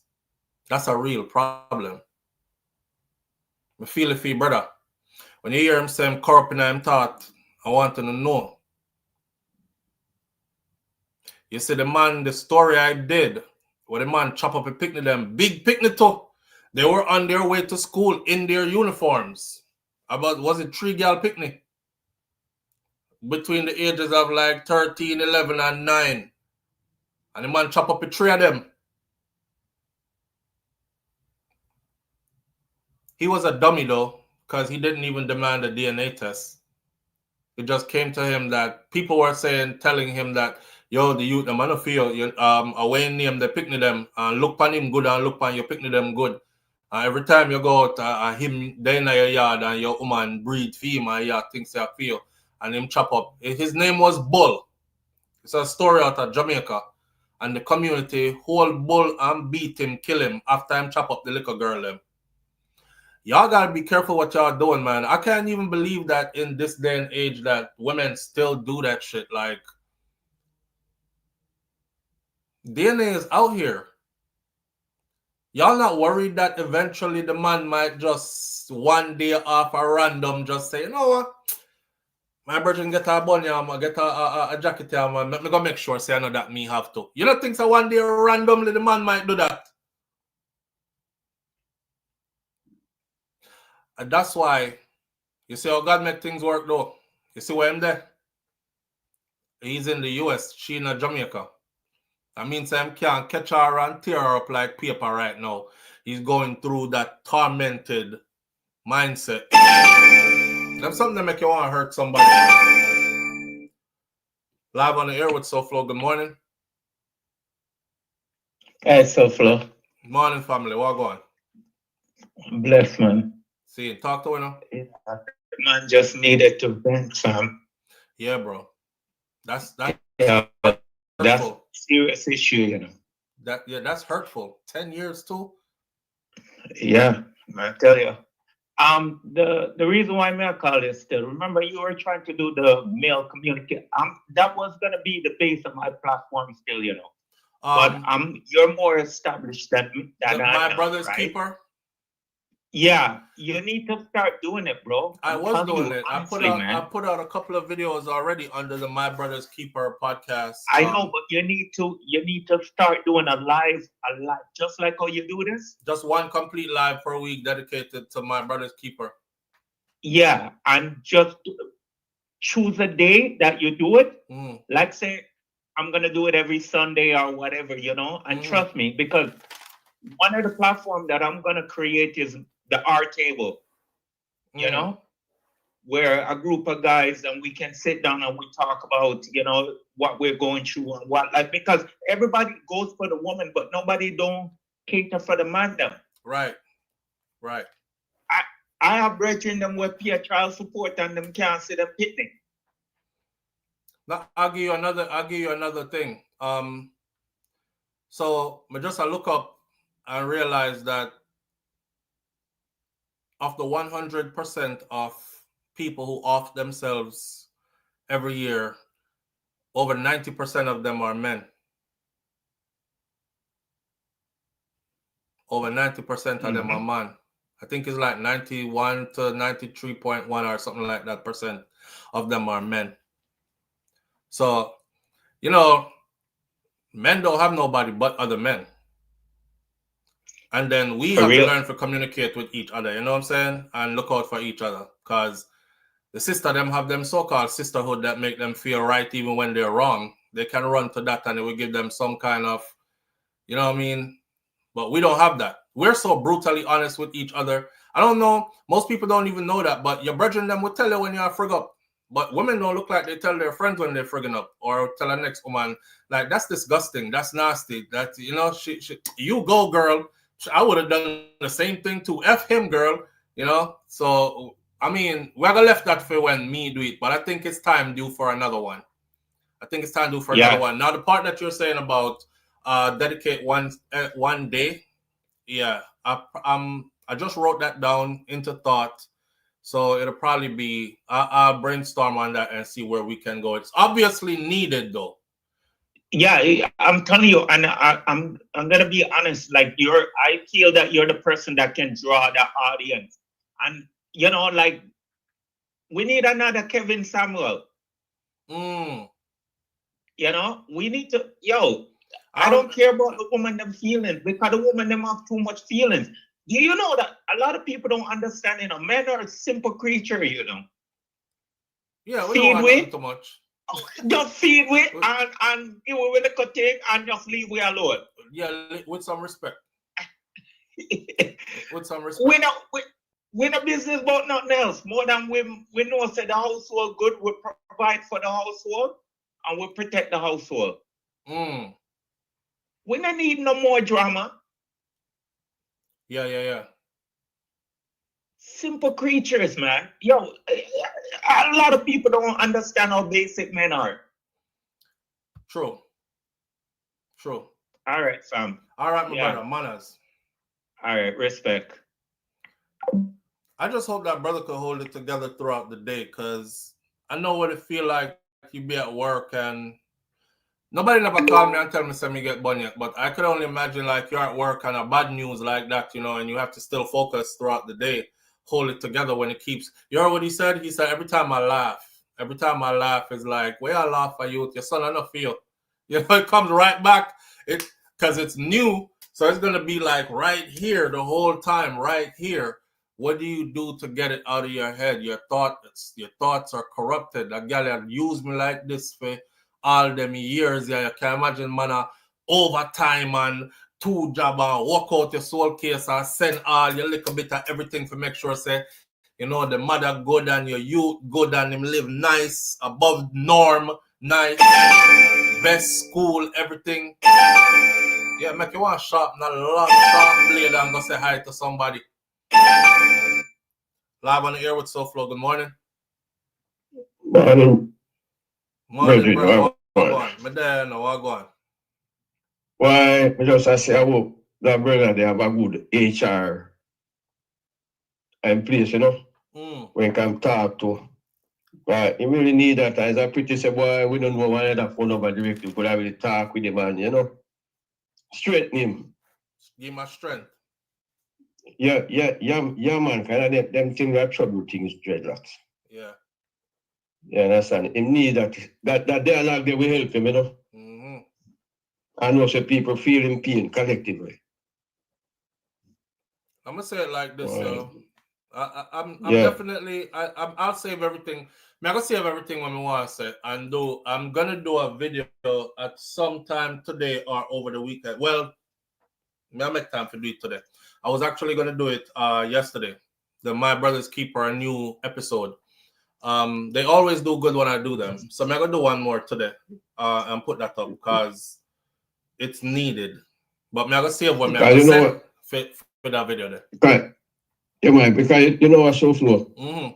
When we hear them things, there, especially people we don't know, we laugh and make fun of it. See? Yeah. But it's right now, we in our SouFLo family, our family. See? Yeah, I understand. So it touch a nerve.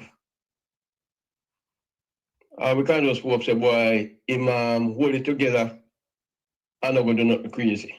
Yeah. That's all we can do, bro. And one final thing, quick thing, SouFLo. Yeah. I watched a legal analyst on television this morning, and the man said, did it know that the clear, you know?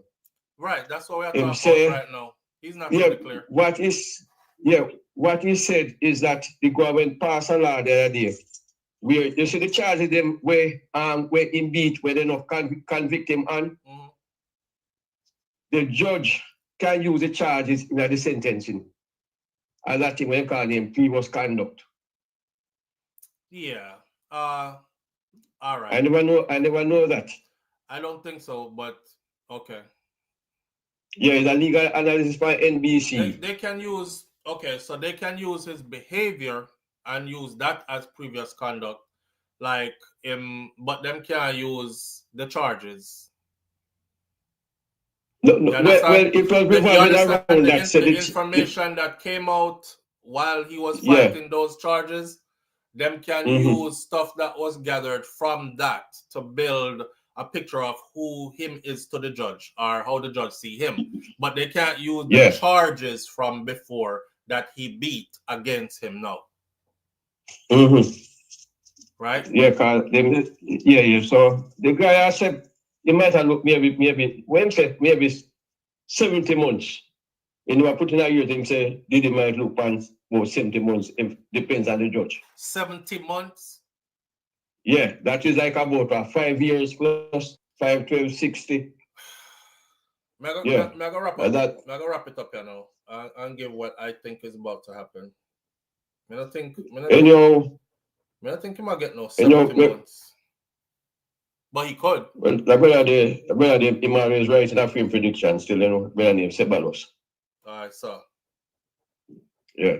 And you know, and our brother, man, we have to just pray for him and collectively give him strength, you know. Yeah, man. Yeah, man. One love family. Manners and respect, brother. Yeah, man. Yeah, them things are hurtful. And I'll say what I gotta say to the man them who are on here, on the lookout for that video here. That video here is for our video, because we have to have a different conversation than the conversations we have with these women or in front of these women. Them are gonna see the video, but it won't be for them. It'll be me talking to you directly to you. All right? With that, back to this Diddy thing. Sean P Diddy Combs, like the brother just said, the previous conduct, I didn't understand why Cassie was writing to the judge telling them to keep him in there because she's afraid. He wasn't found guilty of harming you. He wasn't found guilty of harming anybody. Transportation to engage where he doesn't even have a victim. So I don't understand how her telling the judge can't keep you in there because somebody says they're afraid of you. That kind of so it work. You got to be in there on some charge, right? And 50 Cent right into the judge saying, keep him in there, judge. I don't think he got enough time to figure himself out, whatever. That's not enough to keep him in there either. My only worry in Diddy's case is that I studied Judge Subramanian's background, and I observed his conduct throughout the entire case. There was one particular incident where the young lady said Diddy held her out of a window, a hotel window, from a top floor by her ankles and stuff like that, right? And he held her out the window by her ankles and stuff. And his attorneys, you know, in a case like this, they have to show each other what they have going against the client, right? It's your constitutional right. Whatever is about to be used against you has to be shown to your defense, so your defense can plan a proper strategy of defense. So they showed him that, hey, we're taking this client in to testify. And, you know, she said that he, on this particular day, held her out a window in Los Angeles. His team was able to pull up video and other pieces of proof that he was not even in Los Angeles the time that this woman said this stuff happened. So they told the prosecution, look, you can't take that into the courtroom. He wasn't even there. We proved it to you.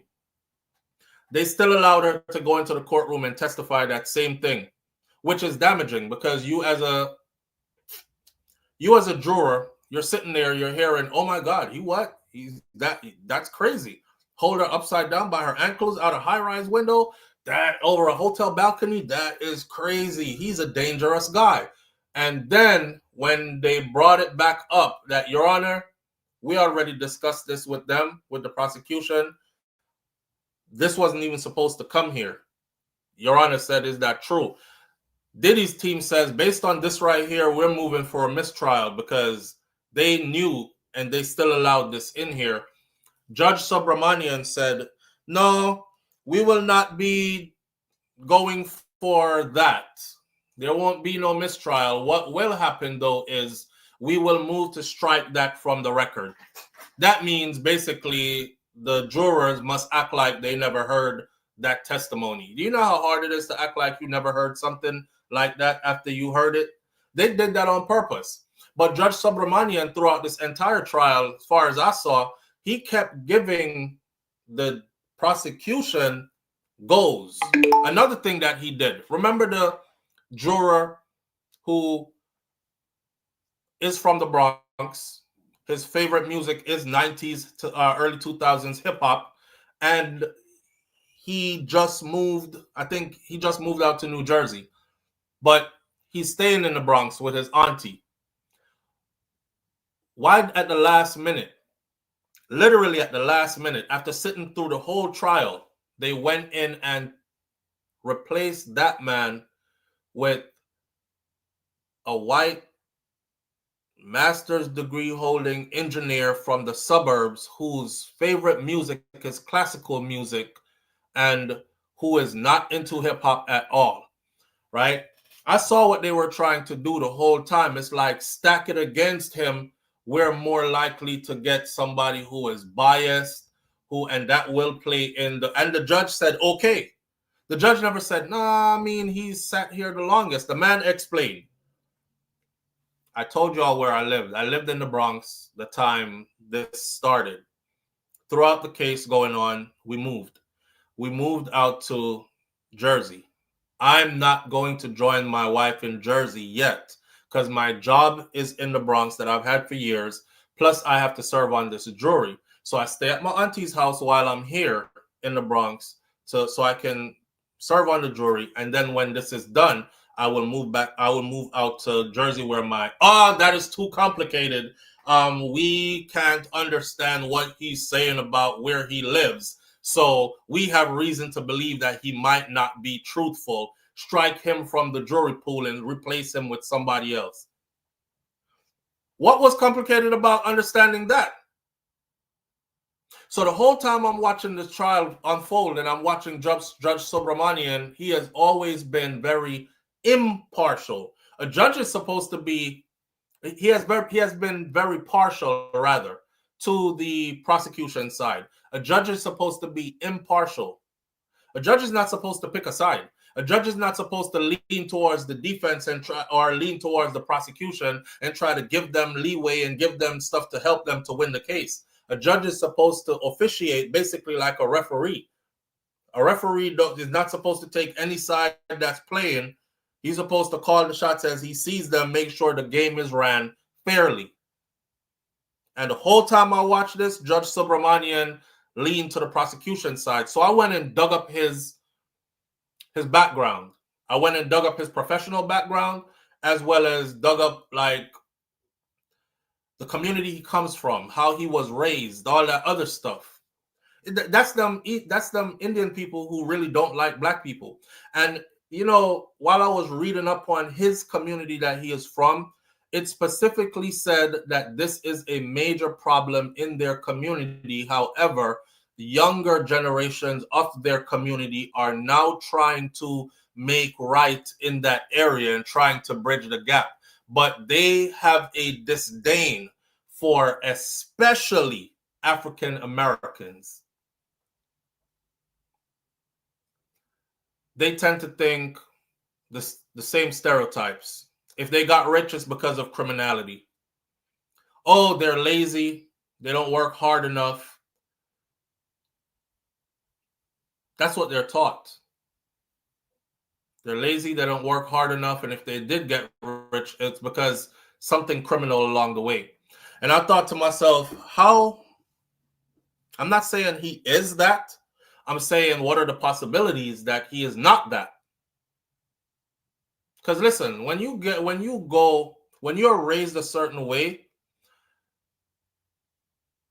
you can't tell me you're raised by a KKK family and you were indoctrinated with their way of thinking, and then because you became a police officer when you grew up, every time I put on my uniform and put my badge and my gun on, I completely change into somebody that is non-racial. I deal with everybody like Bob Marley.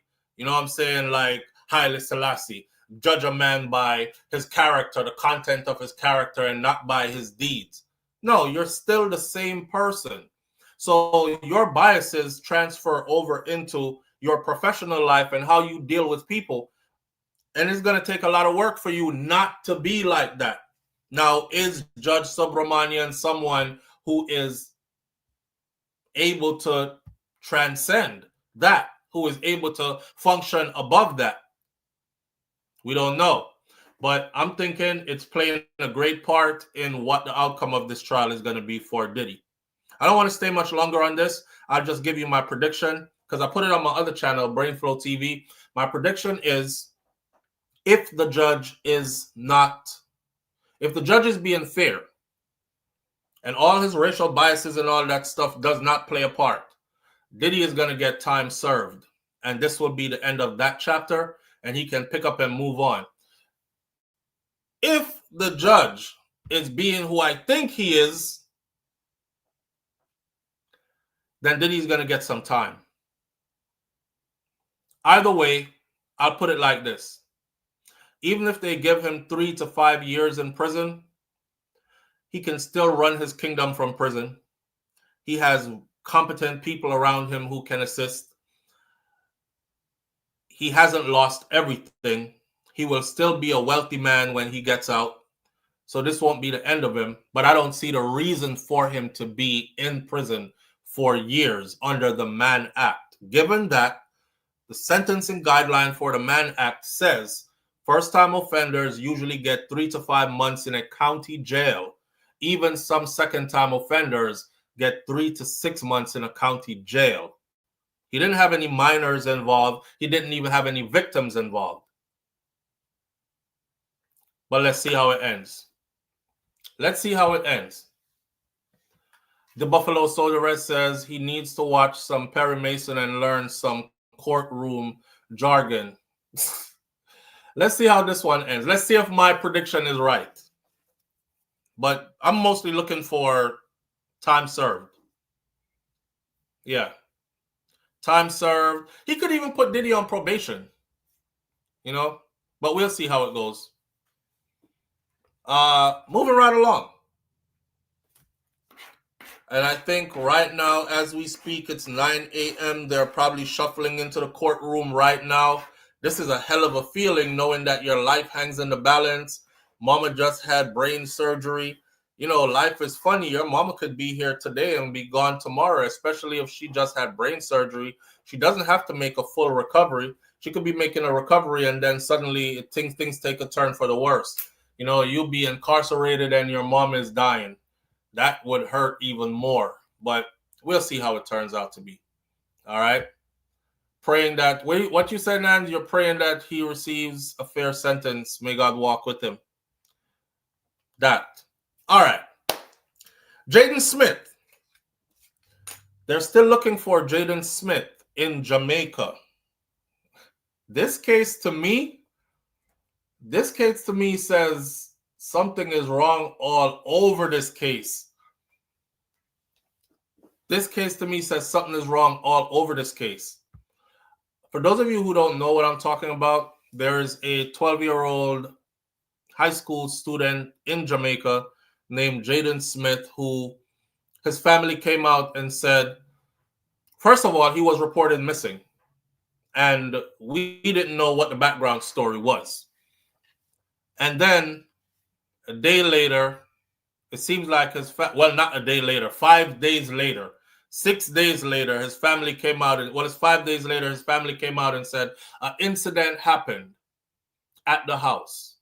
And that might be what he's taking personal, so he disappeared. What was the incident? The incident wasn't a small incident. There's a baby, small child in the house who broke his femur bone. Your femur bone is the biggest bone in your body. You can actually die from having a femur break. Your femur bone is your thigh bone, the big ass bone that connects from your hip to your knee. That child femur bone broke. It turns out that Jayden was in the room with the child when the femur broke. According to his caretaker, who was responsible for him, which is his auntie, his father's twin sister, she said the only thing she did was she went in the room, she heard the baby crying, she went in the room and she said, Jayden, you have to be more careful when you're playing with the baby. And then she instructed everybody to get themselves together, get dressed, and let's head to the hospital and take the baby to the hospital. Mister, If you did come and tell me, say, boy, the way how the baby did that scream, I want every one of you who's listening to feel your femur bone. Feel your femur. Feel it. Squeeze your thigh. Imagine that big Ross bone that pop. You know how much pain that is? And you as a grown person can go so and run through some pain. A little picnic, their first reaction to that level of pain is bawl out loud. If she had came and said, boy, me hear the kind of scream when me hear the baby making in the room, you know, me not lie, me going there when Missy said the baby hurt, you know, I went off on Jayden. And I probably shouldn't have. But that right there had me thinking, is she trying to cover up something? Because we don't even communicate like that. Culturally, we don't even communicate like that. You know? Well, hope burns bright at Manchester High as the hunt for Jayden continues. They still have not found him yet. More than 100 students and teachers have now joined the search party amid reported sightings of the 12-year-old who's been missing since last Friday. He's been missing since last Friday. Now, I saw the school principal yesterday did an interview and with news media.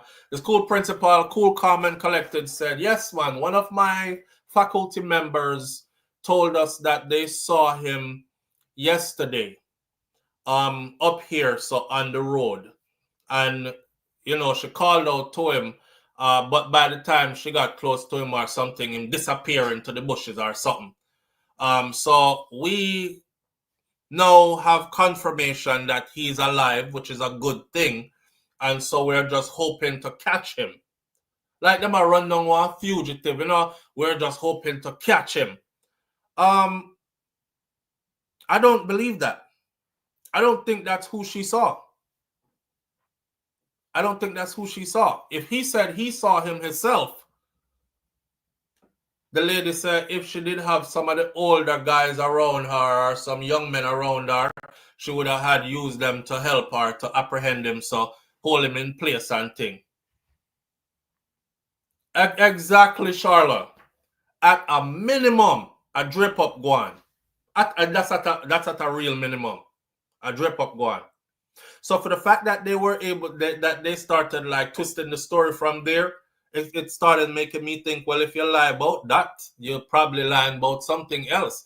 Because me, I wouldn't be afraid to say, yeah, I was so angry, me slapped the daylights all time, but I probably shouldn't have slapped him, you know, because I know him fault. And him probably take it to heart. Say that. But don't tell me you walked in there and calmly said, and she said, I didn't even say it with any anger or anything, you know, I just calmly said, Jayden, you have to be more careful when, could you imagine being that calm with a child over there screaming that loud with a femur break? You have to be more careful when playing with the baby. That don't make no sense to me. Me not bite. And I don't believe them that that's who they saw.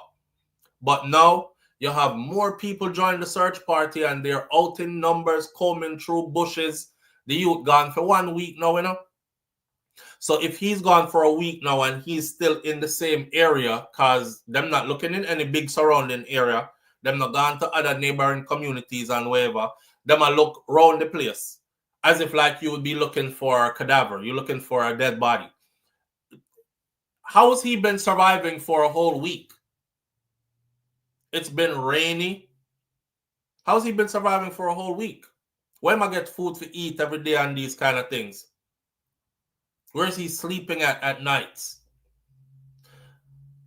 As the search for 12-year-old Manchester High School student Jayden Smith enters its 6th day, today 7th, more than 100 of his classmates, teachers, administrators of the school joined the police now and firefighters in combing through the Wesley Road area after reported sightings of him on Wednesday.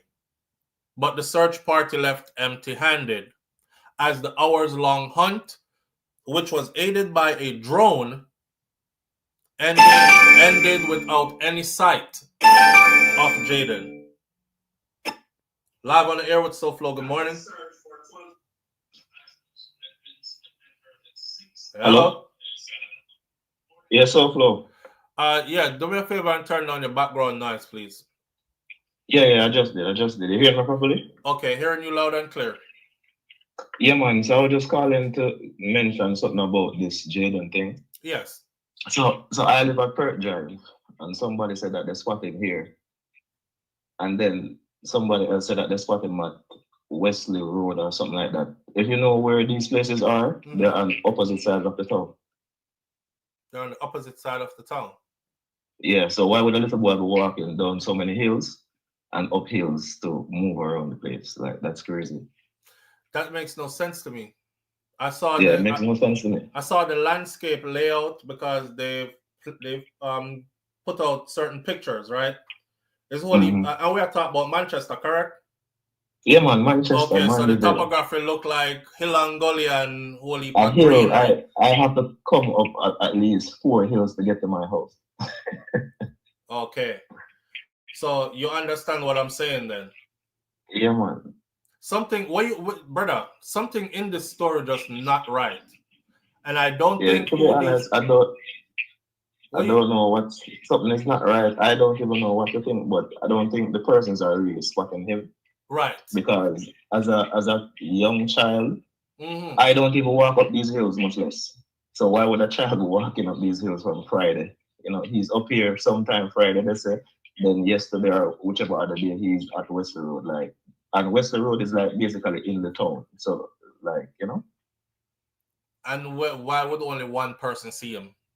And exactly. And where has he been sleeping? And how is he able to hide for a whole week straight? Exactly. Yeah, it's not making any sense to me either, brother. Yeah, man. Yeah, So, thank you for sharing, because it gives us a broader perspective of the location of, where they're saying they saw him at. Yeah, man. All right, big up yourself. All right, manners and respect. Yeah, I'm convinced that something is off. Something is super off. Now, the school principal, I'll go back into this piece of information right here. The school principal, rightfully so, the school principal did not see him himself. So the school principal is saying, one of my faculty members said they saw him up here, so Panda Road here. And I look at the road, and the road looked like one busy piece of road where more than once somebody would have seen you if I did up there, so him did there. How come you alone see him? And then by the time you call out to him, he escaped in the bushes, and then nobody has seen him again since? That don't make no sense to me. That make no sense to me. That's all like when somebody traveling through the desert and you start to see water. I know water not there. Live on the air with SouFLo. Good morning. Morning, SouFLo. Morning, family. What going? Morning, family in the chat. Talk to you now. You know what me feel? This is my opinion. What do you think? May I watch where you are tell me from what year?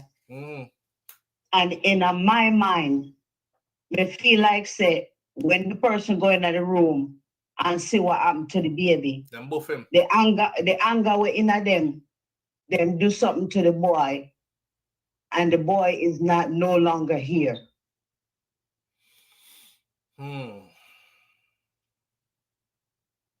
I'm along those lines. Because you don't, Jamaican people don't even talk like that. Yeah. The way she said, she's not even you the can't, one them you from should uptown. be careful when playing with the baby. Not even the one them from uptown with a sound so. No, a child is gonna scream out when something like that happens. And it's a type of pain, it's a type of screaming that a mother or someone who's a nurturer, you can feel it down in your belly, say, this child is really in pain, and you're going to pick up the child and try to find out what is causing this kind of pain. Right. So in my opinion, me personally feel the person was angry, them probably get out of control with how them did handle the 12-year-old boy.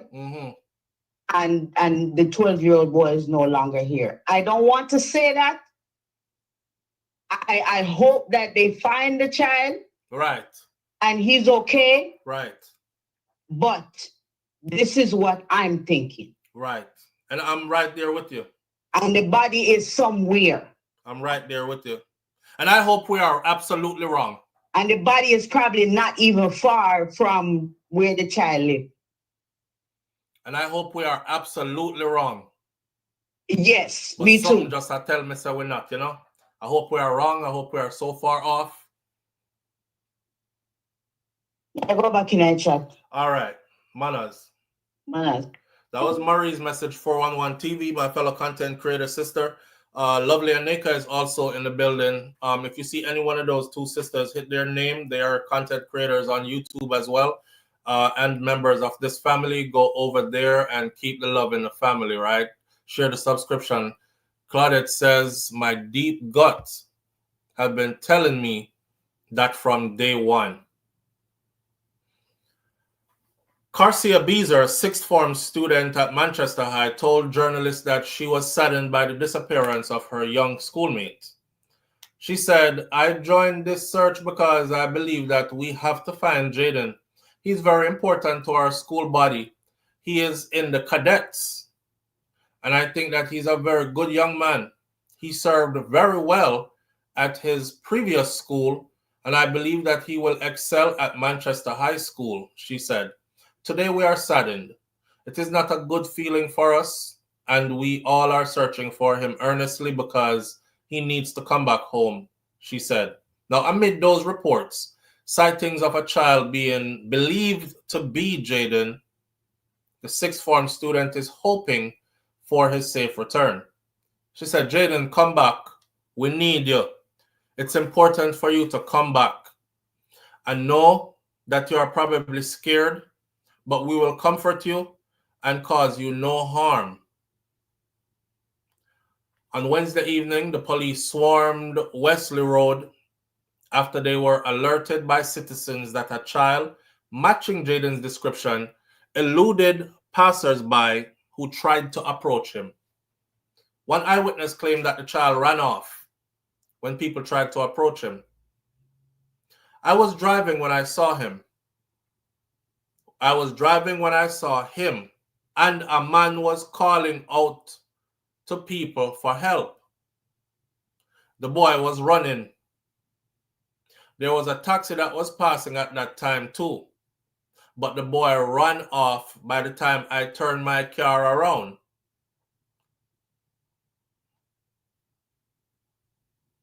Yeah, the picture that is being painted is that he's a runaway and he wants to stay a runaway.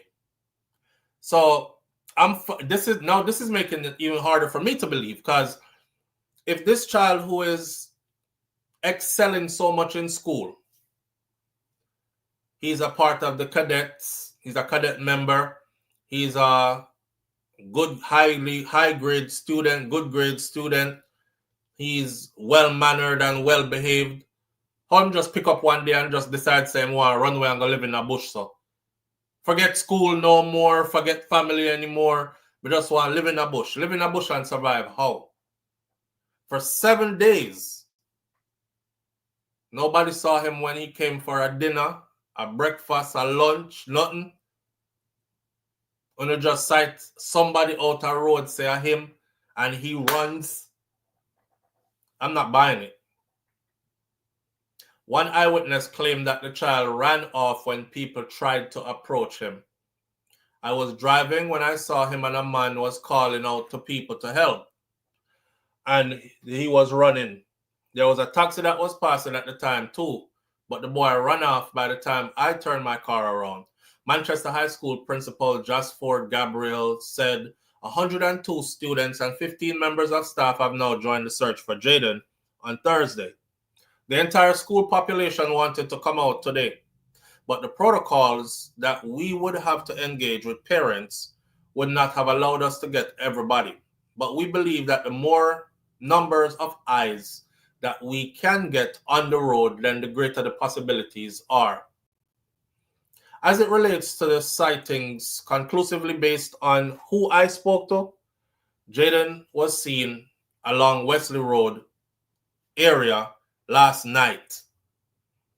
When they raised the alarm, he started to run. So why would he be running away from people? When they raised the alarm, he started to run. One of my staff workers at the school saw him, and she said if she had gotten some help from one of the males on the road that was going in the other direction, they could have had held onto him. But by the time they could have done anything, he disappeared somewhere in that area. The concerned principal, who has been keeping hope alive for Jayden's safe return, said that the account of the staff member gives him optimism. The positive that we take from this is that he's alive, and we're happy about that. And we think that we are getting closer and closer to having a breakthrough, so that we are combing the area with a number of eyes, and expectation is that we will find him. We want to see him and hold him, and then we will take it from there. As you can imagine, the school community is quite uneasy, and we are not so happy when one member suffers and the entire community feels it. We had a prayer meeting this morning, Thursday prior, and today prayer about the whole thing as a school community, and then following that up with the search, and we believe that we are nearing to getting a breakthrough in the matter, the principal said.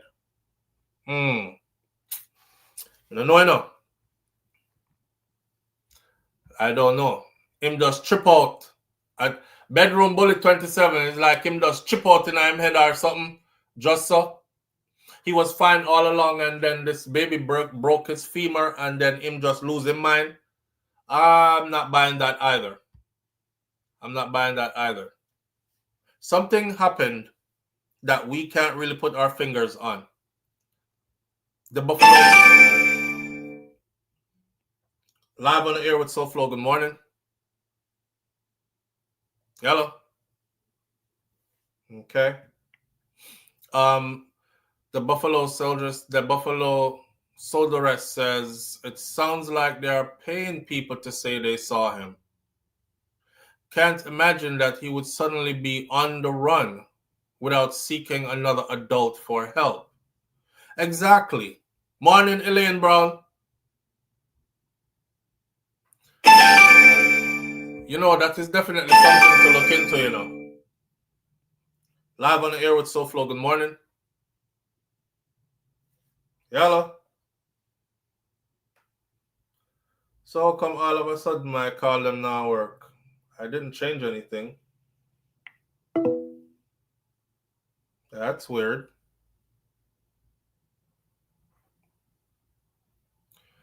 Pure Anansi stories them spreading. PG. Live on the air with SouFLo. Good morning. Hello? Morning, family. How you doing? Hello? Yeah. Okay. So is that me? Somebody call this phone. Let me see something. Because the phone was doing fine all along. And two people can be just... I hope so. What, not sure. But I hope them find him.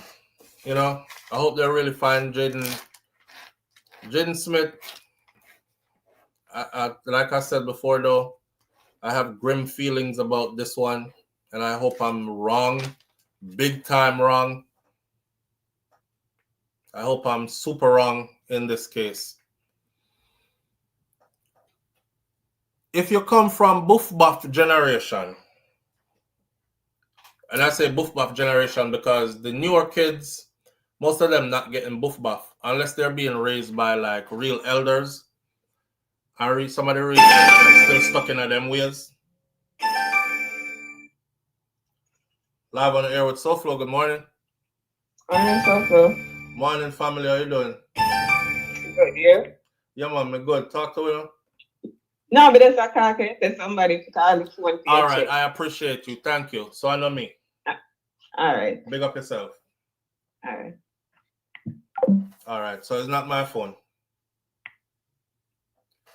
Let's see. Live on the air with SouFLo. Good morning. Hello? SouFLo, my brother. Yeah, bro. What going? Today, man. Today, I'm on the road. I'm going to Miami side of town. But yo, my thing is, speak back. Everybody wants to say they see to the youth. One simple question. Oh, we not seen a picture in a different age and stage where everybody video everything. Can't take all a video and say, see my run there. Not even one picture, one video, no. Somebody said, fucking lie. What happened? Me not like all that song. Good question. Good question. Picture, a paint. I mean, I like the picture what they paint. Me can't tell the picture what they paint, but the picture is being painted. Right. You understand? Not this age and stage where everybody, as they see in them video, you tell me say nobody not see me this video him for sure say me see him. Or for verification wonder if I him. That not so right. Everybody just sure see him there so and we can't see. So now I don't know somebody that will glimpse him. Even if it's a glimpse, people pop out their phone. I agree. That's why me know see a lie them I tell. All the principal that tell lie them know. Well, woman can come tell him say whatever, but common sense out tell say yo, come take a picture and see. Kai principal I go off If for what nobody she not said. going to show up the picture, don't concern the city youth. Lie not tell. I agree. That's my belief. All right, brother. Then, your phone gone. 5 up. Your phone gone. Your phone gone, bro.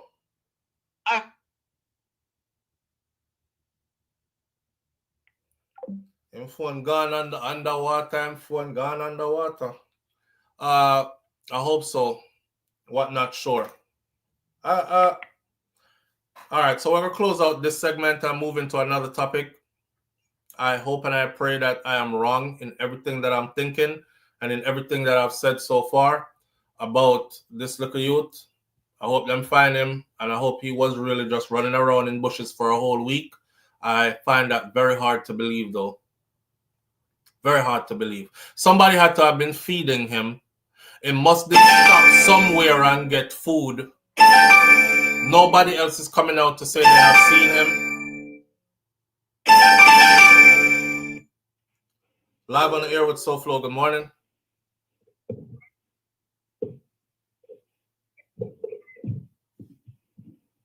Hello? No, we can't hear you. I hear you whispering because your phone sounds way cut back. What I'm speaking of. What are you talking to us on? Do you have us on a Bluetooth or speaker or something? No.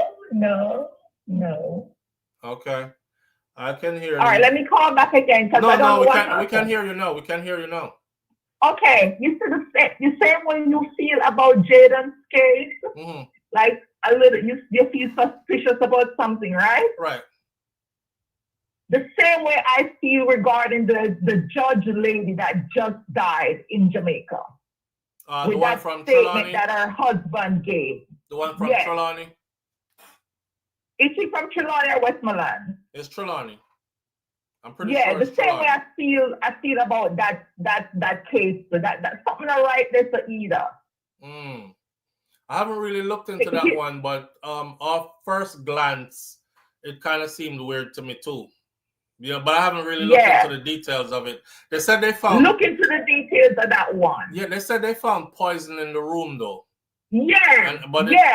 But it looked like it was administered, like self-administered. So he's also said from like early in the morning to like late in the night before he took her to the hospital. That's supposed to be his wife. I'm gonna look into the details. So what did he say? Yeah, look into the details, SouFLo. That one does not seem right to me at all. That's the judge from Trelawney you're talking about, right? Yes. It's Trelawney should come from. All right. One thing I want to ask you, SouFLo? Yeah. In Jamaica, right? Because I know, like, I've seen in America when there is a crime scene, there's a tape off, and they investigate that area or take whatever notes or whatever they need to do. They don't do that in Jamaica. They do, but it's not it's not effective because they do that, or they just pick up the body and go on with it. No man, them tape off crime scene and these things, but most of the time in Jamaica, because the way how people are, most of the time the crime scene is already trampled upon because people go over there, oh my god, may I take video, and then put video online in WhatsApp. That's how we get these videos. Have you ever seen some of the videos we get in the chat? You're not in our chat room, are you? Yes, I do. Okay, so you see that's how they get those videos, because them trample up on the crime scene and get these videos already. But unlike in the US. I hope so. I hope to God. It's that young man that just gets killed. I hope that doesn't go like water under the bridge. You're talking about the one from Clarendon now. From Cherry Tree. Yes. I hope that doesn't go like water under the bridge. Jamal Ferguson. I'm thinking it is going to go like water under the bridge. Cut. I think it's going to go like water under the bridge, friend. Jesus God, no say that so flow. Yeah, I may have to be real and true to you. I think it's gonna go like water under the bridge. Everything points to them covering that one up. So yeah, that's what's Let me gonna ask happen. you another question. Is there a way that, because we talking, I don't think it's gonna help. But is there a way that we can like write to some human, like some organization that advocates for human rights abroad or some other country to get them look into certain death in Jamaica? You can, but talking does help. Talking help in more ways than one. Just the fact that we talk about certain things and then it gets to a broader audience and then there becomes a discussion and a conversation surrounding certain topics, it raises awareness among many people that, you know, this is happening, this is going on. And then when more people are aware, then more people are able to chip into the end cause of things, contribute to. It's like when you put out, you're like, we need signatures on this. Please sign this so that we can, what we call them thing to know when you gather up signatures. Somebody give me the word. Petition. A petition. Yes, when you sign a petition. So if I'm out here talking by myself, thank you. If I'm out here talking by myself, I'm one person. But if we start to have a conversation and then it turns into over 800 people joined in this one conversation, then it gets bigger. More people are hearing, more people are seeing. And that becomes the first step. The first step is to raise awareness, have everybody on a conscious level acknowledging what's happening first. We're not going to be able to go to anybody or any entity one at a time and say, this is happening, please look into this. They honestly won't pay us any mind. If we go in the thousands, if we go in the hundreds or in the thousands, they will pay us mind. But if we go 1, 1, 2, 2, 3, 3, they're not paying us no mind. All right, let me ask you another question. How many cases have you seen happening since you have been talking and the same thing keep repeating over and over? We're not getting any results.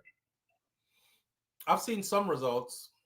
In the murder, in like innocent people getting murdered, and we see results for those. Well, I've seen results in more citizens are putting up more cameras. And remember, I told you that this is a bittersweet thing for me because I told one specific brother said to put up some camera around in place, and he said, SouFlo, the people them around here, gunman will shoot out them camera there. So I said to him, put the camera where people can't see them because we have advanced technology now. People walk around with cameras in their phone, in their eyes, in them glasses, in a button on a shirt. That's what I said to him. And put up a camera at his yard. But obviously the camera everybody could see. A brother pass and tell him, say, him have till tomorrow to take it down. Him never take it down. Him say, I'm leaving my camera up there. And if you are no gunman or nothing, you don't have nothing to fear. The brother came back the next day and executed him at his gate. So I stop telling people to put up cameras because of that. I was honestly scared for a minute. Like, I don't know if me talk him into, but more people are putting up cameras because we're having these conversations, but more people are learning also to put up, because here what? We can't back out of this. More people are learning to put up cameras in places, cameras that store footage in the clouds, and not a camera where if them take up everything out of your house, the footage gone with it, and put up cameras in places that are unseen. So even if them search up with them, are we getting justice for the death of these innocent lives though? It's a slow process, my friend. Because if the cameras were not there when Jamal Ferguson ran to that door, we would not have seen anything. And his story but you would say just that's going to be water under the bridge. Yeah, I think that's where they're heading with it. It's up to us to not let that happen, but I think that's where they're heading with it. So what should we do not to allow it to happen? Well, for right now, we can't do anything because there's a process. So we have to wait until Indicom does their independent investigation and then give the findings to the public. And then after that finding comes out, based on what they tell us, then we can move forward from there. Do you think that police guy is gonna walk free with what's her name again? Donnelly Donaldson? Yeah, with Donnelly. No. And if he does, then man, I was gonna say something just now, but I don't want nobody to say I'm inciting violence. But there's absolutely no way that Noel should be able to walk in the Donnelly Donaldson case. Absolutely no way. Jamaica, it's just sickening when you think about Jamaica so slow. When you live into it and you see all that's going on, you wonder to yourself, man, is there really going to be a change? Is there really going to be a change? People are so depressed that they rather to die than to live through some of the things that they're experiencing. Yeah. It's terrible. Yeah. Okay, so Flo, have a good day. All right, my friend. Manners and respect. Yeah, so, you know, like I tell people all the time, man, I said Jamaica is heaven and hell. You know, just like anywhere else, Jamaica is heaven and hell. Just like the United States of America is heaven and hell. Anywhere you go, the UK is heaven and hell. There are parts in the UK, or parts in the US, or parts in Jamaica that if you're there, you feel like heaven. This must be what heaven is. Can't be no other heaven outside of this. And then you can go around one next place and feel like, Ross, this must be hell. Satan live right there, so him there in one of them houses. This is hell. That's just how things go, you know? That's just how things go. It ain't all bad. It ain't all good either. We're young as a country. We're growing. We're going through our changes. We're building along the way. People still have to fight for them rights and these kind of things. And that's just where we're at in this time, you know? Somebody said, what if Noel don't walk, but he's able to creep, hop, or jump? Jerome. Out of the case, Jerome. Well, I don't know. I don't know. And even in the Noel Maitland case, you know, them can really frig up the case if they want to and give it to him. We have to ask ourselves if the prosecution is doing a good job, because I don't mean to put nothing out there, but I think they're all, you know, Valerie Nita Robertson, the esteemed King's Counsel attorney before she passed away, Valerie Nita Robertson, Ross, God, I have to do this video. I have to bring something to you. Hold on.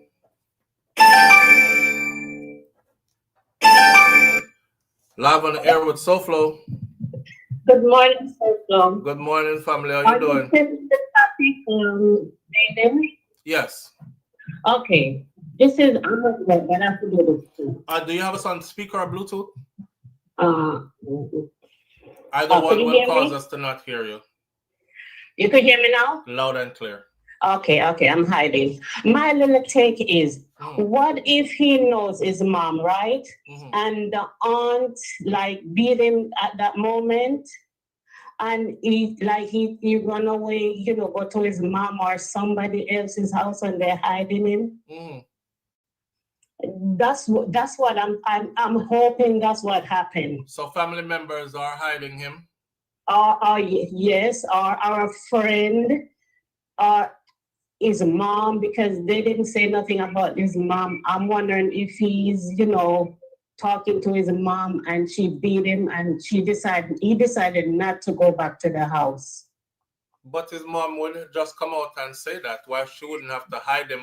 Because listen, at this point, right, police is looking for you.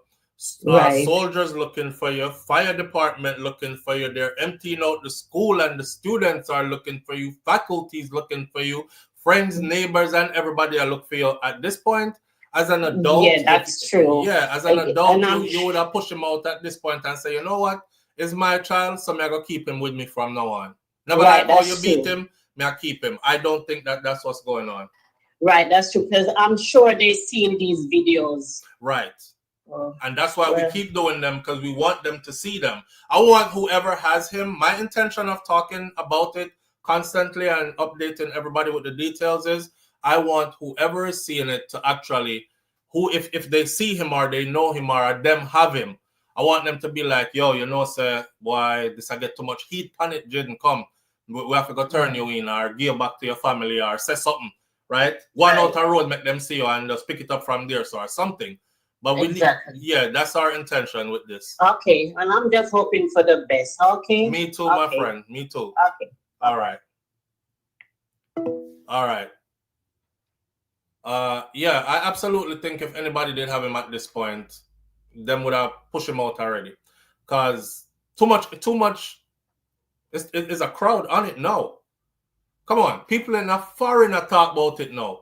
It gone over the waters now. So and the JCF is heavily involved now. Them all I use drone, a search film, you know, hundreds of people out looking for you. They push him out.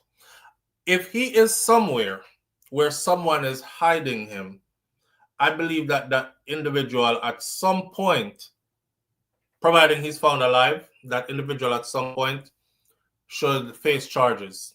If them can't come up with something sensible, why them hide the little youth? Because if I beat him and abuse him at the house where the child got injured, y'all could have took him to the police station and said, listen, me have him at my house because them beat him bad and him afraid and him don't want to go back over there. But him don't want to get into, like him don't want to put him in a state care either. So he's scared, right? So we have him over here. Like that. Something like that could have gone.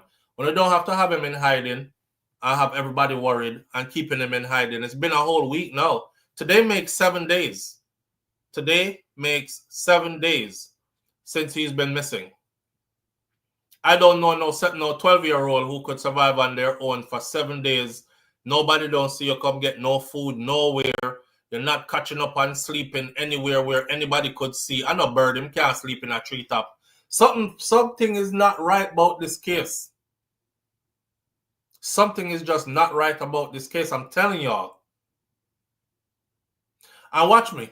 You see, if another week go by, mark my words, people, if another week goes by and they're still on this, there is no sightings of him or we see him and him disappear. So just know that little youth there is probably not alive.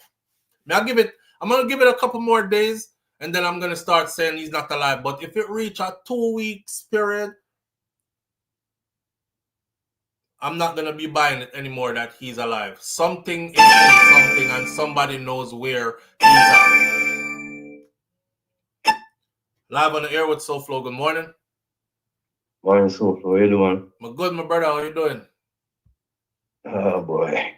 Doing all my best. I mean, I was a little cold, but let me get the point across fast. Respect to all the viewers.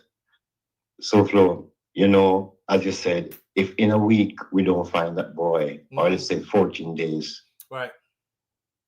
If at some time we come up on even, let's say the worst case scenario, I would like us to go back, not to the parents alone, but I want to go back to that member of faculty who claimed that he or she saw the child alive, because that if you're gonna mess up the resources which you're looking for, using to look for the child at the wrong place, you know. So I want to make sure that adult who is also should be a responsible person, because you know people can call you and talk shit, but when you're a member of faculty and you don't give out that information, the principal, I wouldn't have gone public with it, because if that member of faculty is involved in the missing of the child being missing and just want to give a sign of life for the child, then that is also possible. In Jamaica, not trust nobody, you know. Right. Right. So from the beginning, it sounds fishy in all senses of the word. Who is that member of faculty and how are they connected to the family? You know, whenever we use words like member of faculty, or it's like we talk about people where children have member staff and so, but that does not mean say you have to clean, you know. Right. True. Right. And right now, me not trust, me not make that even my daughter sit down for my lap in a bridge. Yeah. So serious music. So I'm just saying that to say this. But Mr. Church people don't go demonstrate when pastors go before court for carnal abuse in Jamaica. So the mindset is a bit warped, you know. So if we really want the truth in Jamaica, we have to open up the world for something. Right? We have to anyway the axe fall, let it fall where it may. But I wouldn't like a principal to come and give us hope that the child is alive when the child might be in a very desperate situation right now. Right.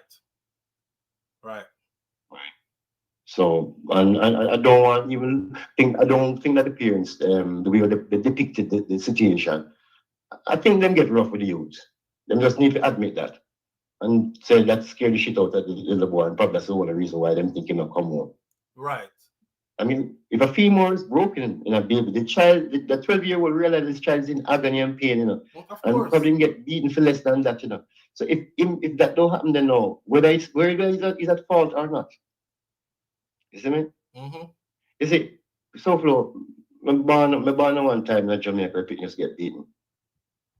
Right? I run away at 9-year-old, and my grandfather would give a $10,000 reward to find me. And he explained, I left Moby and go all the way to town. You know what I mean? And those days, I end up at Maxfield, Channel 1, I end up at a Waterhouse or a King Tubby's. And but them time I spend some US dollar. So what happened, the public, some people now want Kentucky Fried Chicken, see me and you them. And the street youth, me walk up and down in a town with them. And they have them cardboard and everything. And left a nice house and Moby in a Kingston. And when a lady saw me, I said, but a little boy them have a reward out for and grabbed me. And the bad man said, wait, I am this, and the man take away from the lady. The lady actually, the guy who got the reward wasn't the guy who found me. He just bad up the lady. Oh, well, I hope something similar like that happened for Jayden still. And, it caused me to think, it caused me to think, because as a child, my parents never done bad for me from a runway. We just decided to move and go on the town. Yeah, I don't think that's the case here, though. Yeah, SouFLo, you know, sound good. The child must eat something, the elements, the temperature, nights, where does this child sleep? Right. And even though the child, I went to high school and I was a cadet member also, but you don't really have so much survival skill at that age to stay out in the elements for so many days. Right. Even when them drop you off your weekend, not without anybody seeing you. Because we have street kids who, of course, stay out all the time, but people see them. So this is not without anybody seeing you. And he didn't have a rhythm that he'd have done that before, SouFLo. So it means that the people just do something he never do before. That he has never done before. Like him be the resources to runway and all them things there. You know, same thing that me know is something alright. Something alright, brother. I agree. Yeah. One time ago in our African country and give a youth like $125. And you disappeared from the place and you not come back until today. And it was a similar situation too. You know what I mean? You know, you just walk in and give him $25 and him disappeared and gone way back on far place to his family. And he didn't come back. But I wouldn't have known that the child was under duress. I could not do because every morning he catch more water for me. And I thought he was a member of family. But modern day slavery can't before your eyes, and if you're not sensitive to it, you have to notice it. Yeah, my error was to give the boy $25 and him disappear. Same. And then after we had to report the child missing. So we go to the police station with them, and when we reach the police station, I tell them, say, I'm give you the money for go away, but I never give it for go away. Just give it as gratuity. And you see it as a chance to run away and him gone.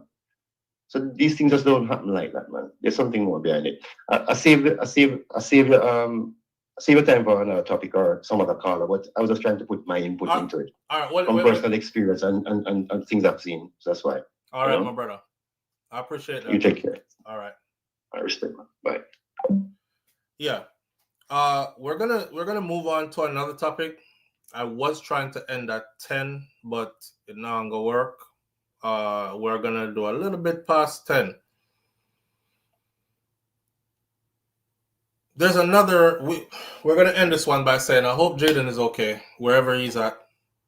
Mark my word. If another week passes and this kid is not found, 14 days pass, he's not alive. And then there are other things that we can talk about, the possibilities of these other things had happened. But given the series of events that have led up to him disappearing, I'll say more at a later time.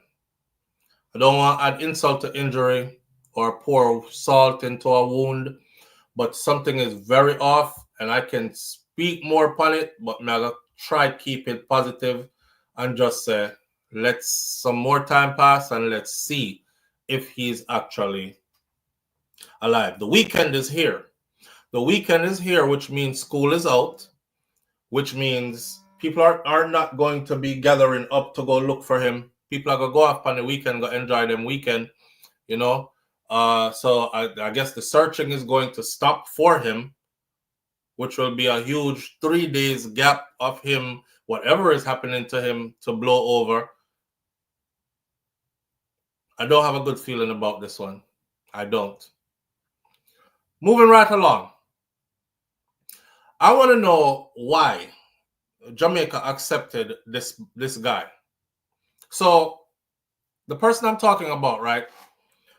Reports emerged in 2025 that Jeremiah Thomas, who was born, because I've been keeping up with his progress in Jamaica. He was born in a U.S. military base in Germany. Y'all familiar with that story? And he had been deported to Jamaica. He spent most of his life in the USA and some overseas where his father was stationed. However, he had never been to Jamaica a day in his life. The deportation occurred due to a complex set of circumstances related to his parents' citizenship status and legal technicalities that prevented him from acquiring U.S. citizenship at birth. Right? Okay, so the legal technicalities of it, he was born on a military base over in Germany. His parents, I guess, didn't do the proper paperwork. A lot of people are saying, why didn't they send him to Kenya, where his mom is from? His mom's from Kenya, and his dad is from Jamaica.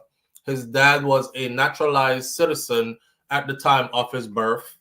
So therefore, his dad probably thought that although he's Jamaican, he's a naturalized citizen, and this is a military base, which is looked at as U.S. territory. My son is born on U.S. territory. I have my wife, my son, my family, and I'm serving as a soldier.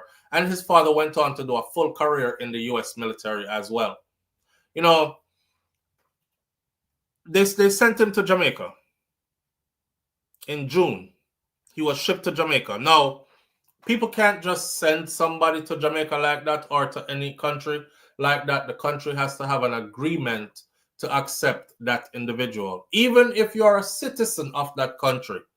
If you if say for instance, me now, if they want to send me back to Jamaica right now, they would have to have an agreement between some Jamaican authority and U.S. authority in order for me to be accepted. They can't just full up vessels of people and just send them go on to other people's country. So it doesn't work like that. My question is, after finding out how he's doing,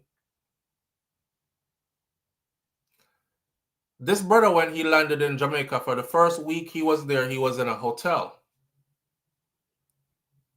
He said it was a pretty nice hotel. The hotel was all right, you know, up-to-date, modern amenities and all these things. And he didn't know who was paying for it. And I thought, that's weird. They deport you, but they put you in a nice hotel. Maybe they're going to send him back to the U.S. sometime soon. Okay. I checked on his story again. He's now, and I told my audience this, I said he's in a hotel.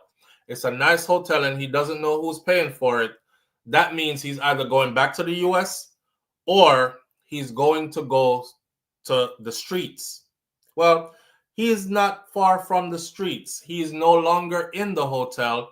Whoever was paying for that hotel is no longer paying for it. So he's been moved to a homeless shelter. He's now in a homeless shelter in Jamaica. The problem with his case is he has no legal documents to be in Jamaica. And we're finding out that he is a diagnosed schizophrenic. A diagnosed schizophrenic who got shipped to Jamaica with a small supply of his normal, regular medication, but he's running out. So, my question to the Jamaican authorities is, who in the hell okayed for him to be sent to Jamaica? Because he just recently did an interview with CNN, CNN journalist, and he said he's in a homeless shelter.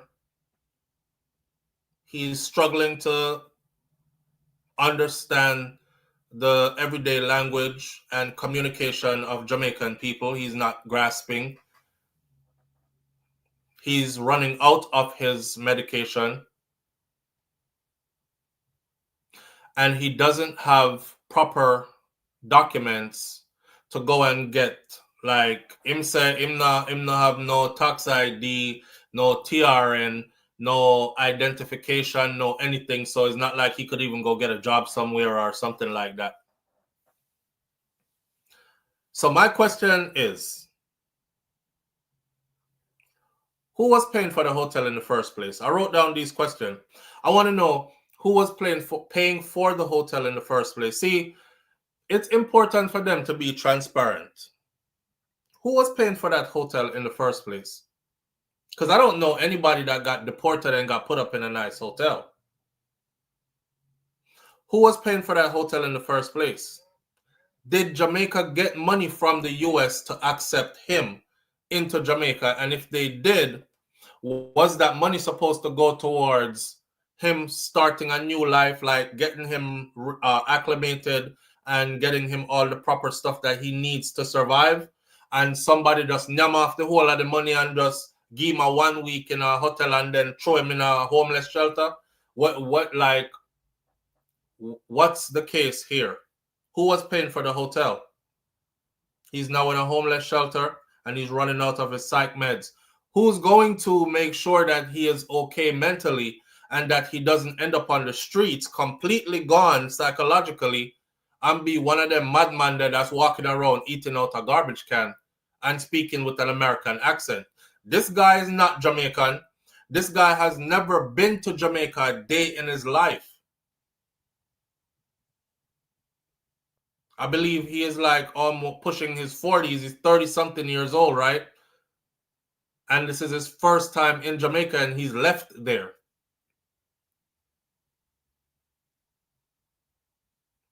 You can't stay in a shelter forever.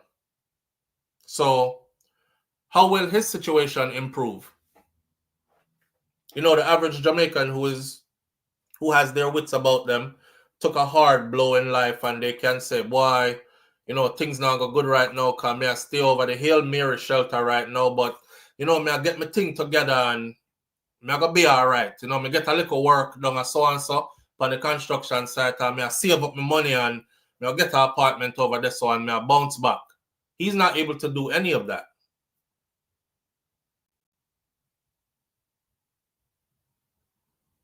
He has no legal documents.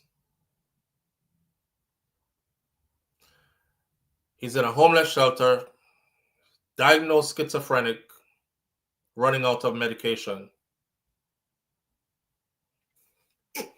I'm asking the Jamaican authorities to go find that guy.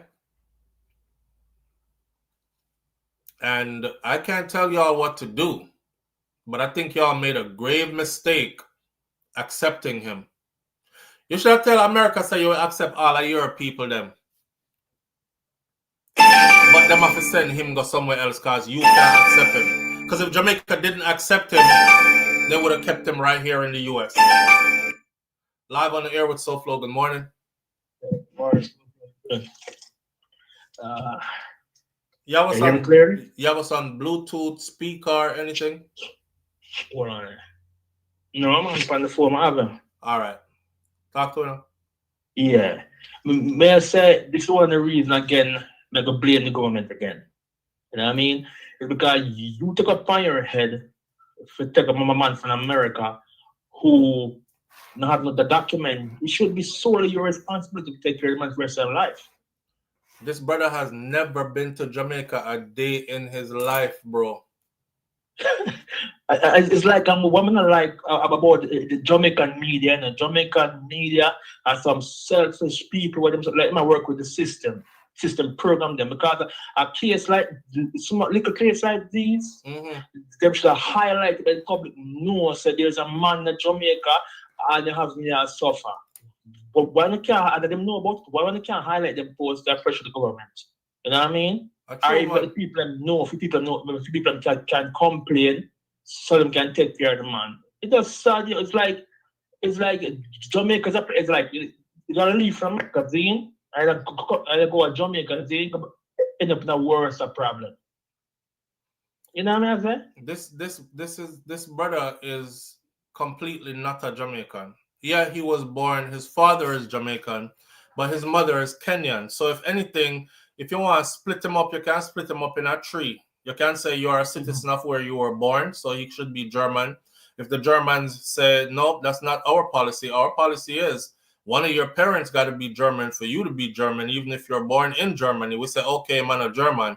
He was there with his dad on military base in Germany. He should be American. America should at least honor the veteran that served a full career with them by not throwing his damn child out of the country that was actually born on one of their bases, if you want to be truth and honest, right? Okay. Yeah. If not, and you decide, say, frig him daddy too, thank you for your service, bye, but fling your son out anyways, why didn't you send him to Kenya then, where his mom is from? Why didn't they approach the Kenyan government and ask? Or maybe they did, and the Kenyan government said, no, can't send him here because he ain't one of ours. And Licky Jamaica just take him. Let me ask you something, right? If all the country where them asked said no, them deny him, what America have to do? Keep him. Oh God, Jamaican government is a wicked stuff people. Them wicked man, because the only thing America would have had to do was keep him. Them couldn't do nothing else with him. Them can't make him evaporate. If they tried send, hey, we're gonna send you to where your mom comes from, and Kenya says, nope, you're not. We don't want him, and we're not accepting him. Okay, let's try Jamaica. We're gonna send you to where your dad comes from. Mm-hmm. And Jamaica says you can't send him here because he wasn't born here and he's never even been here a day in his life. We can't accept him. We'll accept every one of our deportees that have come into your country when you're ready to send them back, regardless of whatever the situation is. We just can't accept this one guy. That's it. Tighten your ass belt and say something, and them say, yes, send him come. It's like, man, I use a word I'm not to use, but you look at Jamaican government that kiss that. You see me? Because how you can't stand up and say, hey, me have no papers, I can't keep it. It wasn't necessarily take a badge for the man coming if you know say you're not gonna mind the man as a government. You should take the man. You tell me the man's sick, right? You have this disease, right? He's a diagnosed schizophrenic. That may I find out. You know what I mean? I'm looking at the worst parts. Some Jamaican we hear all you talk to me about the man, you know. I say, oh, bet now one man that. But me look on life say it could be me. I put nothing past me, you know. Yeah. I saw you look on life. Yeah, brother. Can't say, oh, I feel him problem because anytime I reach you, people treat you the same way. Yeah. And big up yourself for that, because anything will reach a next human being can reach you too. Yeah. Yeah. I feel like things are stupid for the things. So it's not things are young man, you're not a dog or cow. You're a man. He's a man and a black man too. You know exactly, what I mean? brother. Exactly. But I can't figure out Jamaican people that themselves and they must have destroy themselves with them. This is like an implosion. You know what I mean? It's like we are destroying ourselves, but we were smart enough to say, hey, we have to take care of one another now. Because if I take care of you, you not take care of me. A common sense. Yeah, I see the comment then with the people that must say stuff like, you know, him parents fail him is not America's fault. America doesn't have to own him. You know? Which parents? Man, come talk about today. Today, me talk about. Right. The man matter today. I talk about him parents, but they not. What have to do with nothing? If I help a person, I help a person now. I forget remember about your past you got you. Because we have a past, right? Matter about how we can help you now. You know what I mean? Yeah, so Jamaican government them blame for everything in Jamaica. Everything. Everything happens. You mentioned what them can't find a thing there. My name, a whole nation blame for him. Should he make up in a press conference like the president go up and make Jamaica a small island, you know. Why we not see on TV talk say guys we look and I mean say something. Show like a careful look at you to as a prime minister. You should. You know what I mean? Say. And some people look on there and say, no man, that's police the police matter. A Euro matter, Jamaica's a little island, you sit down in your house with your youth them good. You're supposed to come if I was prime minister, any little thing happen in a little country, but I come out and say something about it. Right? And that me believe. And like I say, everything that happen, you know what I mean? Why? Something like that. Alright, so. Alright, brother. Alright, big up yourself, alright? Yes. Take care, alright, bro. Yeah. When we are talking about the youth, we are talking about the man who get deported to Jamaica. Jamaica should never have accepted him. I want one person who understands the law to actually call me and say why them accepted him. Live on the air with SouFLo, good morning.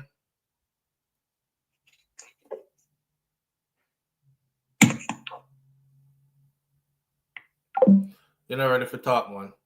All right, listen. He's a madman. Why off medication? Yes. He's a diagnosed schizophrenic and he takes medication to stabilize himself, which tells me that once he's not able to get his medication, his normal dose of medication, he's going to be going off. And when him start go off, we don't know what's going to happen to him after that. Live on the air with SouFLo, good morning. Sorry about that. SouFLo, let me tell you something, and this is where we come back again. Both the Jamaican people them don't understand where we're fighting for human rights. Why would not Jamaica accept that man when the anti-owners administrator declined from taking their own people off a ship in a COVID, brother? Remember that? Of course it is. But you remember the visitors were able to come off though. And the visitors came off. Yeah. But Jamaican people have a short Jamaican people have a short memory span. Well, it's not just Jamaican people, black people, period. We have a short memory span.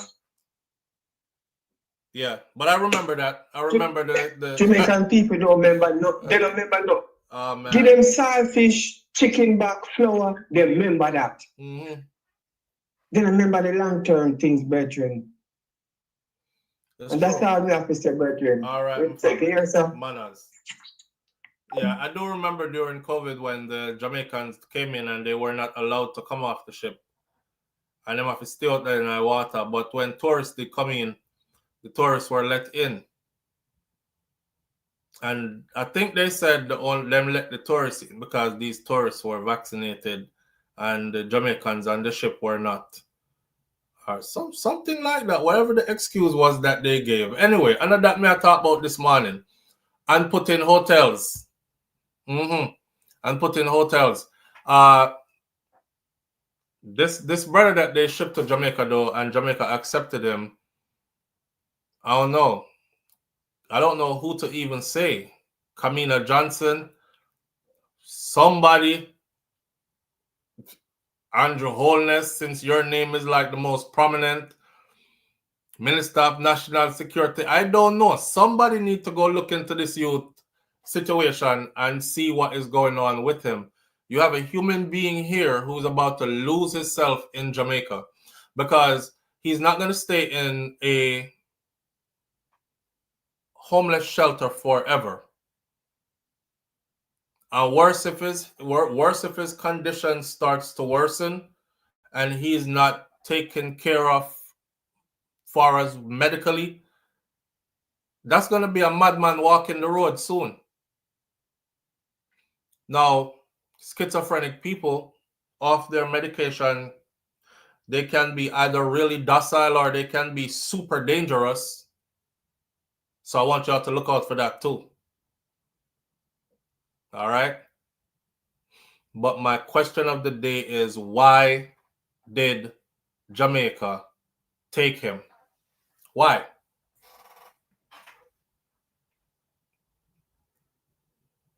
Caller, last month, even at 2 a.m. What Mervin said?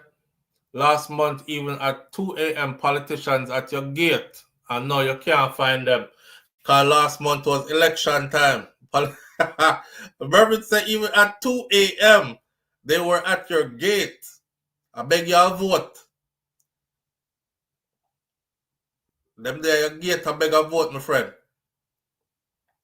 But no, you can't find them. Well, I hope one of them find that youth that Jamaica decided to take in. I don't know why they did that. It still puzzles me. And I'm thinking money was exchanged. Somebody exchanged some money. Somebody got paid to take him into Jamaica. And Jamaica is going to hold him there and make him suffer. And then he'll be lost. You know, if he had his wits about him, if his mind did right, he would have to put on him big boy pants and kick into survival mode.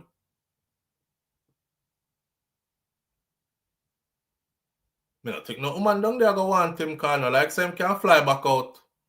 He's gonna have a strong American accent, but him gonna have no benefits back of that.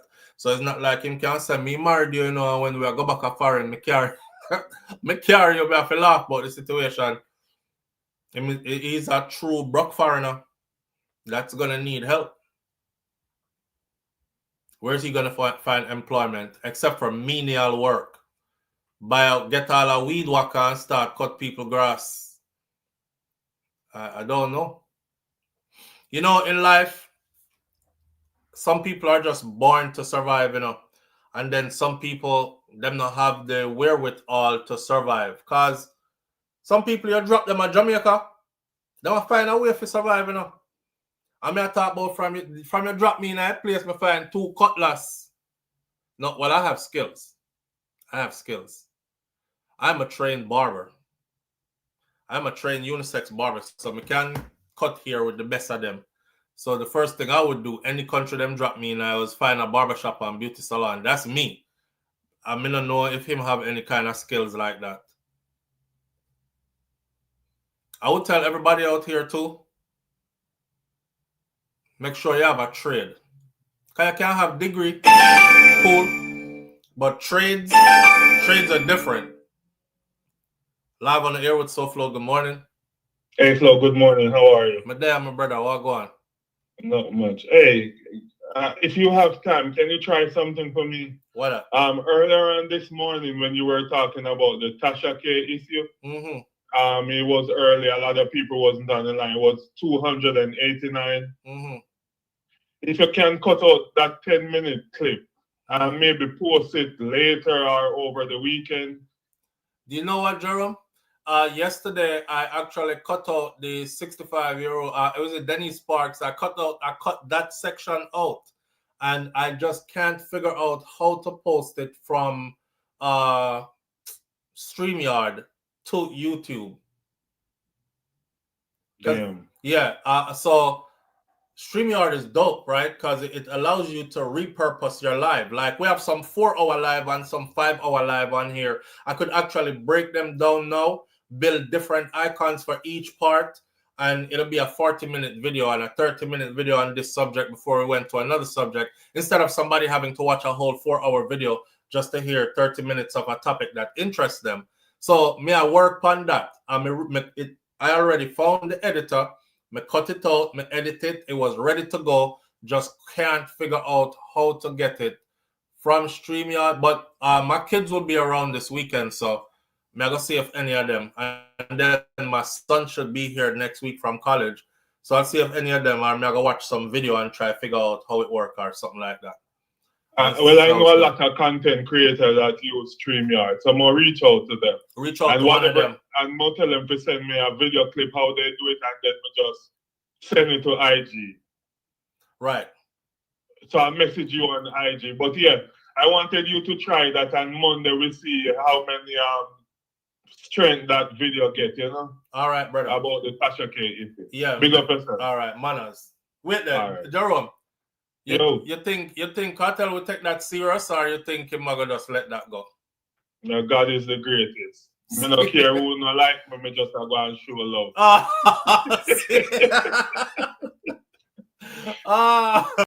All right, brother. But it's food for thoughts though. Because remember I said them cancel people for every little thing nowadays. Yeah. And you will lose revenue from that. True. Because people follow people. Like I literally, I remember I was in the kitchen playing a song, and me and my daughter say, "You listen to that guy? That's R. Kelly. You don't know what he do? Nobody listen to him," and so on. And your daughter so people just follow trends and so on. So one person that people that support Tasha K may be about to like Cartel, but them hear the negative things she's saying, then we start following. Remember enough Justice League people in Jamaica, used to think Cartel was such a bad person. Until it came out and they said, no, he really grew on me. I like this guy. I like him. So what Tasha is really doing, that's why I just want to be an AI video and not real. True. Because me can't believe a woman say Cartel chop up him and his body fine and everything. He was trying to chop up the body until they caught him. And see them, the white girl did file the appeal and did all the paperwork and got him out of and see them used to put money on Cartel books. Put money on his books and take care of him and got him out of prison. When Cartel out in a jail and they take care of him family, relatives, and every these things. From prison. One white girl put money on him book. From prison. From prison. Remember? So we know about many deadbeat fathers when they go in a prison, that's it for their kids. This man in prison, they take care of his whole family. Seeing. And we hear Tasha K, they spread them rumors that. When me hear remember Cartel said he was trying to explain to Sidem, because Sidem used to he would give her money and she would use the money and buy things for him. So he said he might try to explain to her, say, yo, I'm in prison, but I'm rich, And he was like, she couldn't understand how rich him was. But Anna saying, did I lead with the money? So I never want to say, yo, I'm super rich. You know what I'm saying? So she would use the money and buy stuff back for him. Like when she come visit and they're sitting there. And he was trying to get her to use the money for herself. But she was like, no, you need it. And he was like, yo, you don't understand. So me rich kind of thing. Yeah, man. And I saw a video you 2 days ago with Cartel and baby mother Sophia that dance and enjoy themselves. Look how people look happy now, man. Right, these people it's just a great feeling when this man free and all and baby mother them enjoy themselves. And all and baby mother them can just like them baby father. No, Jerome, I couldn't do that though, because I don't think my woman would approve of that at all. That little face-to-face something that when they do in a video, you can see she look like she would name Cartel right now. No, man. Remember, we used to watch Days of Our Lives and Generation. These people are just actors. True. It is entertainment. It is that too. Yes, it is entertainment. Yeah. You feel like Cartel something would then stand up, let him baby man around him and play with him. I don't know about the next man something, stand up, We don't know when this a conversation is going. Hey. All right, big up yourself for the weekend, man. Manners and respect, bro. Yo, Gerald had no sense to rot. Gerald said, if me think that they want something would have stand up around, no, me don't know about none of that, Jerome. I don't want to. Why? Can't I? Why? Oh, man. All right. We're going to finish off this morning on an up note. See? These two sisters are still arguing, which I think is hilarious. I'm going to read some more into their recent exchange, and then we're going to end it right here. So, Nicki Minaj put puts out and she says, "Dear black women, I guarantee you that this hoe will never ever get on my net and discuss another black baby again. I can guarantee you that this hoe will never ever call black women roaches and monkeys again." Someone had to do it. So Nicki is talking about calling Cardi B's 2 children.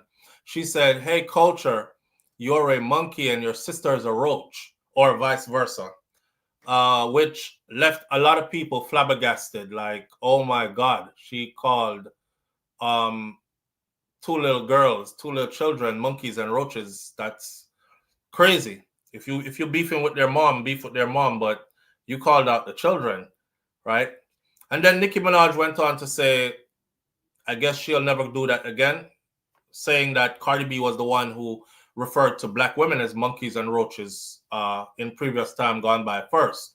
Then she posted another post saying, "Guess who just got a call telling me that I have to leave New York? Is this not suspicious? LOL. We're not going anywhere. Dear Matt and Barry Klarberg. Remember when Jay-Z said he left condoms in a child's car seat? It's funny how all the other queens stayed silent while she mocked my son for years." Now, I don't know of any record of Cardi B mocking Nicki Minaj's son. You know, there's a rumor out there that Nicki is on drugs, or that Nicki tends to act like she is on drugs or she is off. It's a rumor that's out there. I don't know if the rumor is true, but because I don't, may I try to figure out where some of these things are coming from and why, like how they're being said the way they're said. Cardi B answered back though, and she says, "Wait, mocked your son? I mocked your son? I posted my kids are so smart for being 3 years old, spelling out his name because I was so proud of that. And my fans started attacking my kid. And even my sister had to jump because why was Wave being attacked?" That's her son. "And it's all because you and your fans are insecure about your own child. So nobody can brag on theirs. Please bring receipts now of when I ever mocked your son. You not flipping the narrative like you did in 2018. Bring the receipts out." Cardi B went on to say, "Nah, I'ma stop, but I'm not gonna let her flip the narrative. That's why she was deleting the tweets the first day to make it seem like somebody was bothering her. But I want to see when I was mocking her son. I want her to show me. Y'all not flipping narratives around here. Bragging on my kid's intelligence is not mocking your son. So was she mocking my kid when she was showing her son hair or her son's hair length when he was banging spoons? Because I ain't take it that way." Cardi went on to say, "Always want to fake dear black women. Girl, shut the fuck up. Done beefed with every black woman in the industry. Like, girl, who the fuck beefs with SZA? And you be slick throwing shots at Beyonce, the most unproblematic people ever, while always bootlicking a white artist's ass and posing like accomplishments while they ignore you. And let me tell you something. I say what I want when I want. You don't stop shit here. Ain't nobody fucking scared of you." That's Cardi B's message to Nicki Minaj. Now, Nicki responds, "Dear culture," here she goes with the friggin' woman child name again. "Dear culture, the truth is, I did all of this for a bigger purpose, and one day you'll understand. You're a cute child, and lots of kids have cute little funny looking gums before they grow into all of their features." She's still messing with these people's child. You're a cute child, and lots of kids have cute little funny looking gums before they grow into all of their features. One day you'll see this. So I have to say, I apologize. As a child of God and a queen of my community who look to me for integrity, you're an innocent child and don't deserve any of this. One day your mother, aunt, and many more will be brought to their knees for what they've said and tried to do to my young prophet slash beautiful boy. Take care, my darling. This isn't who I am. Is it me, or I don't know, I'm not rich and famous. Nicki is super rich and famous. Is she speaking a language I don't understand? Because I find this like really weird. Even the wording of it.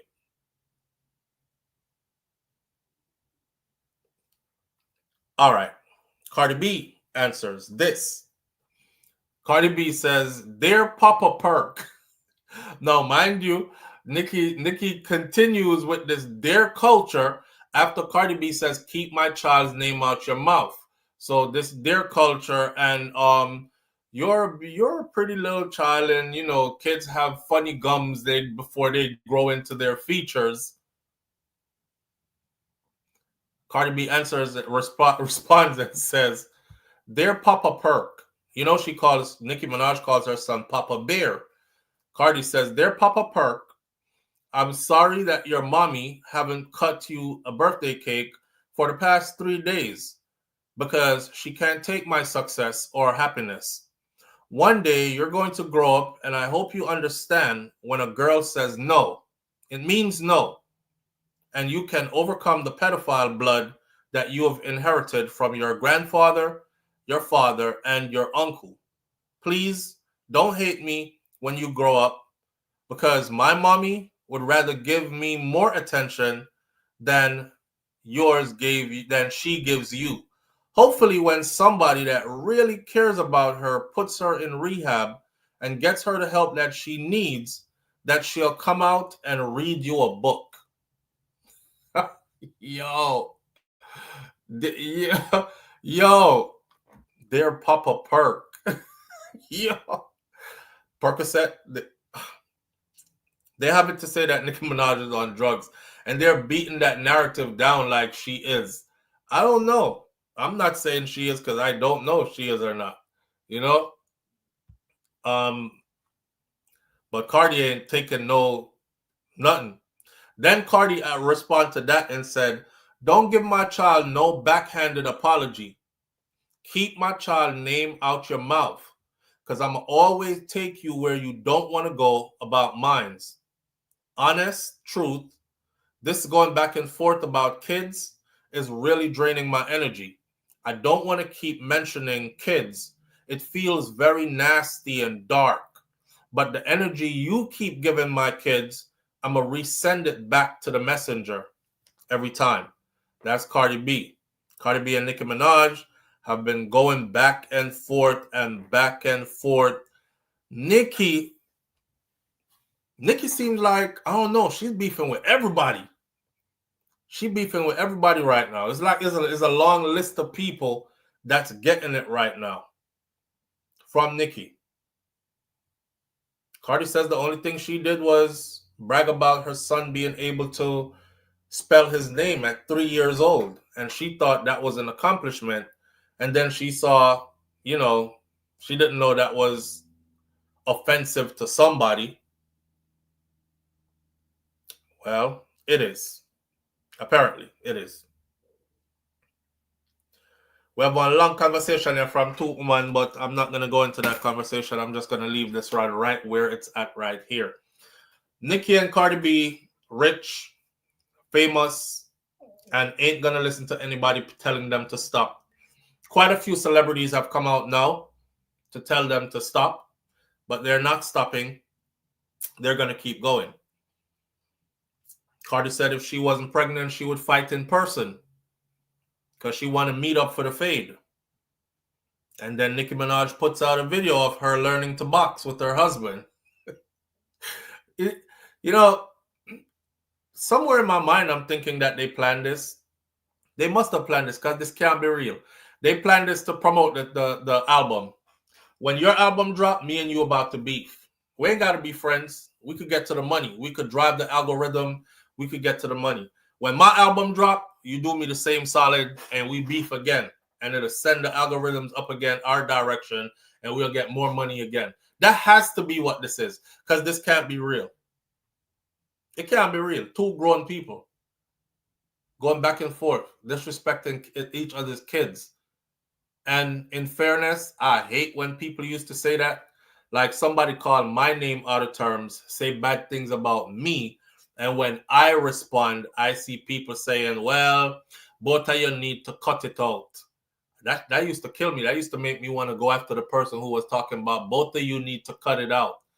Both of you need to cut it out. Your mama, you know, sister, the people that must slander me. And then when I try to defend myself, you talk about both of us need to cut it out. So don't I have a right to defend myself? I have a right to defend myself. Cardi B has a right to defend herself. I know most people don't play about their children. So if you're going to keep calling the damn girl's children's name, even though she told you, you could beef with me if you want to, but just leave my children's name out your mouth and you purposely next post is a letter to her daughter. That's kind of stalkish behavior. I don't know. Don't do it no more. Nicki, leave the kids out of it. You know, all is fair in love and war, but I hate seeing it. Leave the kids out of it. I'm going to leave it right there. Two wrongs don't make a right, Kaitaja Empress says. Where's Sanans? As low as the kids, though? Yeah, as low as the kids. Kaitaja Empress says, two wrongs don't make a right. And Beast Boy says, agreed. Doesn't make sense. This beef be fake. Well, I don't know if the beef is fake because they've been beefing for years. And I remember when Cardi B got hit in the head with that high heel shoes at the Met Gala and she had the big coke up on her head. So they've even fought before. Like when they saw each other, it was on site. I don't know if they've never seen each other again since. Maybe they can rent a gym membership somewhere, meet up and get in the ring, put gloves on and settle this once and for all. I don't know. As far as I heard, though, this is going to spill over into street stuff, which I don't really want to speak on, but it's some gangster stuff going on. Go do your own research. Y'all will see what I'm talking about. I'm going to say one thing and give you a leeway. Bloods. Do your research from there, and you'll figure out how this could spill over into street stuff and way bigger than just the two of them. I hope they put this to an end, though, because if it ain't beefing that's manufactured and is generating money, it ain't even worth beefing at all. With that said, I'm going to end this video right here. I was thinking it's plan 2, but the things that they're saying, they didn't fight. That knot is allegedly from Ra Ali. Oh, really? I don't even know who Ra Ali is. I thought the knot was from a shoe. Or it was a microphone accidentally hit her, or camera accidentally hit her in the head or something. I don't know. I know they got into an altercation and there was a lot of like mixing around and stuff, and Cardi B came up out the scuffle with a big cocoa on her forehead. And Nicki recently said something about that cocoa on her forehead too. She was like, tell the people you'll be having seizures from that lump on your forehead. Like she put it there. Well, more power to them. At the end of the day, them way richer than me. They're financially where I'm trying to be at some day in life. You know what I mean? So I'm not going to steer too much energy into for them beef. It's just for entertainment for me. And again, I ain't picking no sides. I like both of them, and both of them handle themselves in them things. I'm going to leave it right there. Shout out to the people going out to work and coming in from work, and big up to the people tuning in. I'm going to try to learn how to splice up the video them this weekend so these lives don't be 4-3 hours long. You can actually watch them in increments. Different topics will have different thumbnails and blah, blah, blah. We'll work on something. All right? Yes, Nance, it's gone to a dark place. It's gone to a dark place, and it can go to an even darker place, which we don't want to see. So I'm not even going to be one of the fans them who sit over here and act like I'm encouraging it till somebody dead back it. I'm not encouraging it. I find some of the stuff that's being said funny, but once the kids get involved, I don't find it funny no more. So I'm gonna left it there. So yeah, it was funny until the kids got involved, and I'm like that with everybody, right? If me and you are beef, we beefing, but once the kids get involved, it's not even funny no more. It's gone power on next level. We're gonna left it right there. So have a wonderful weekend. Some places are already cold or chilly. In Florida, we're still warm. I hope it stays warm all weekend. I'm planning on hitting the beach this weekend, at least for one day, a couple of hours or something. We did last weekend. It was nice. Get outside and get you some fresh air. Breathe deep. Get some oxygen in your lungs. Spend time with people that love you and with people who you love. And if you don't have that, spend time by yourself and get to love you and know you. If you don't have self-love, you can't love nobody else. Manners and respect. Have a wonderful weekend. I'm out. Peace.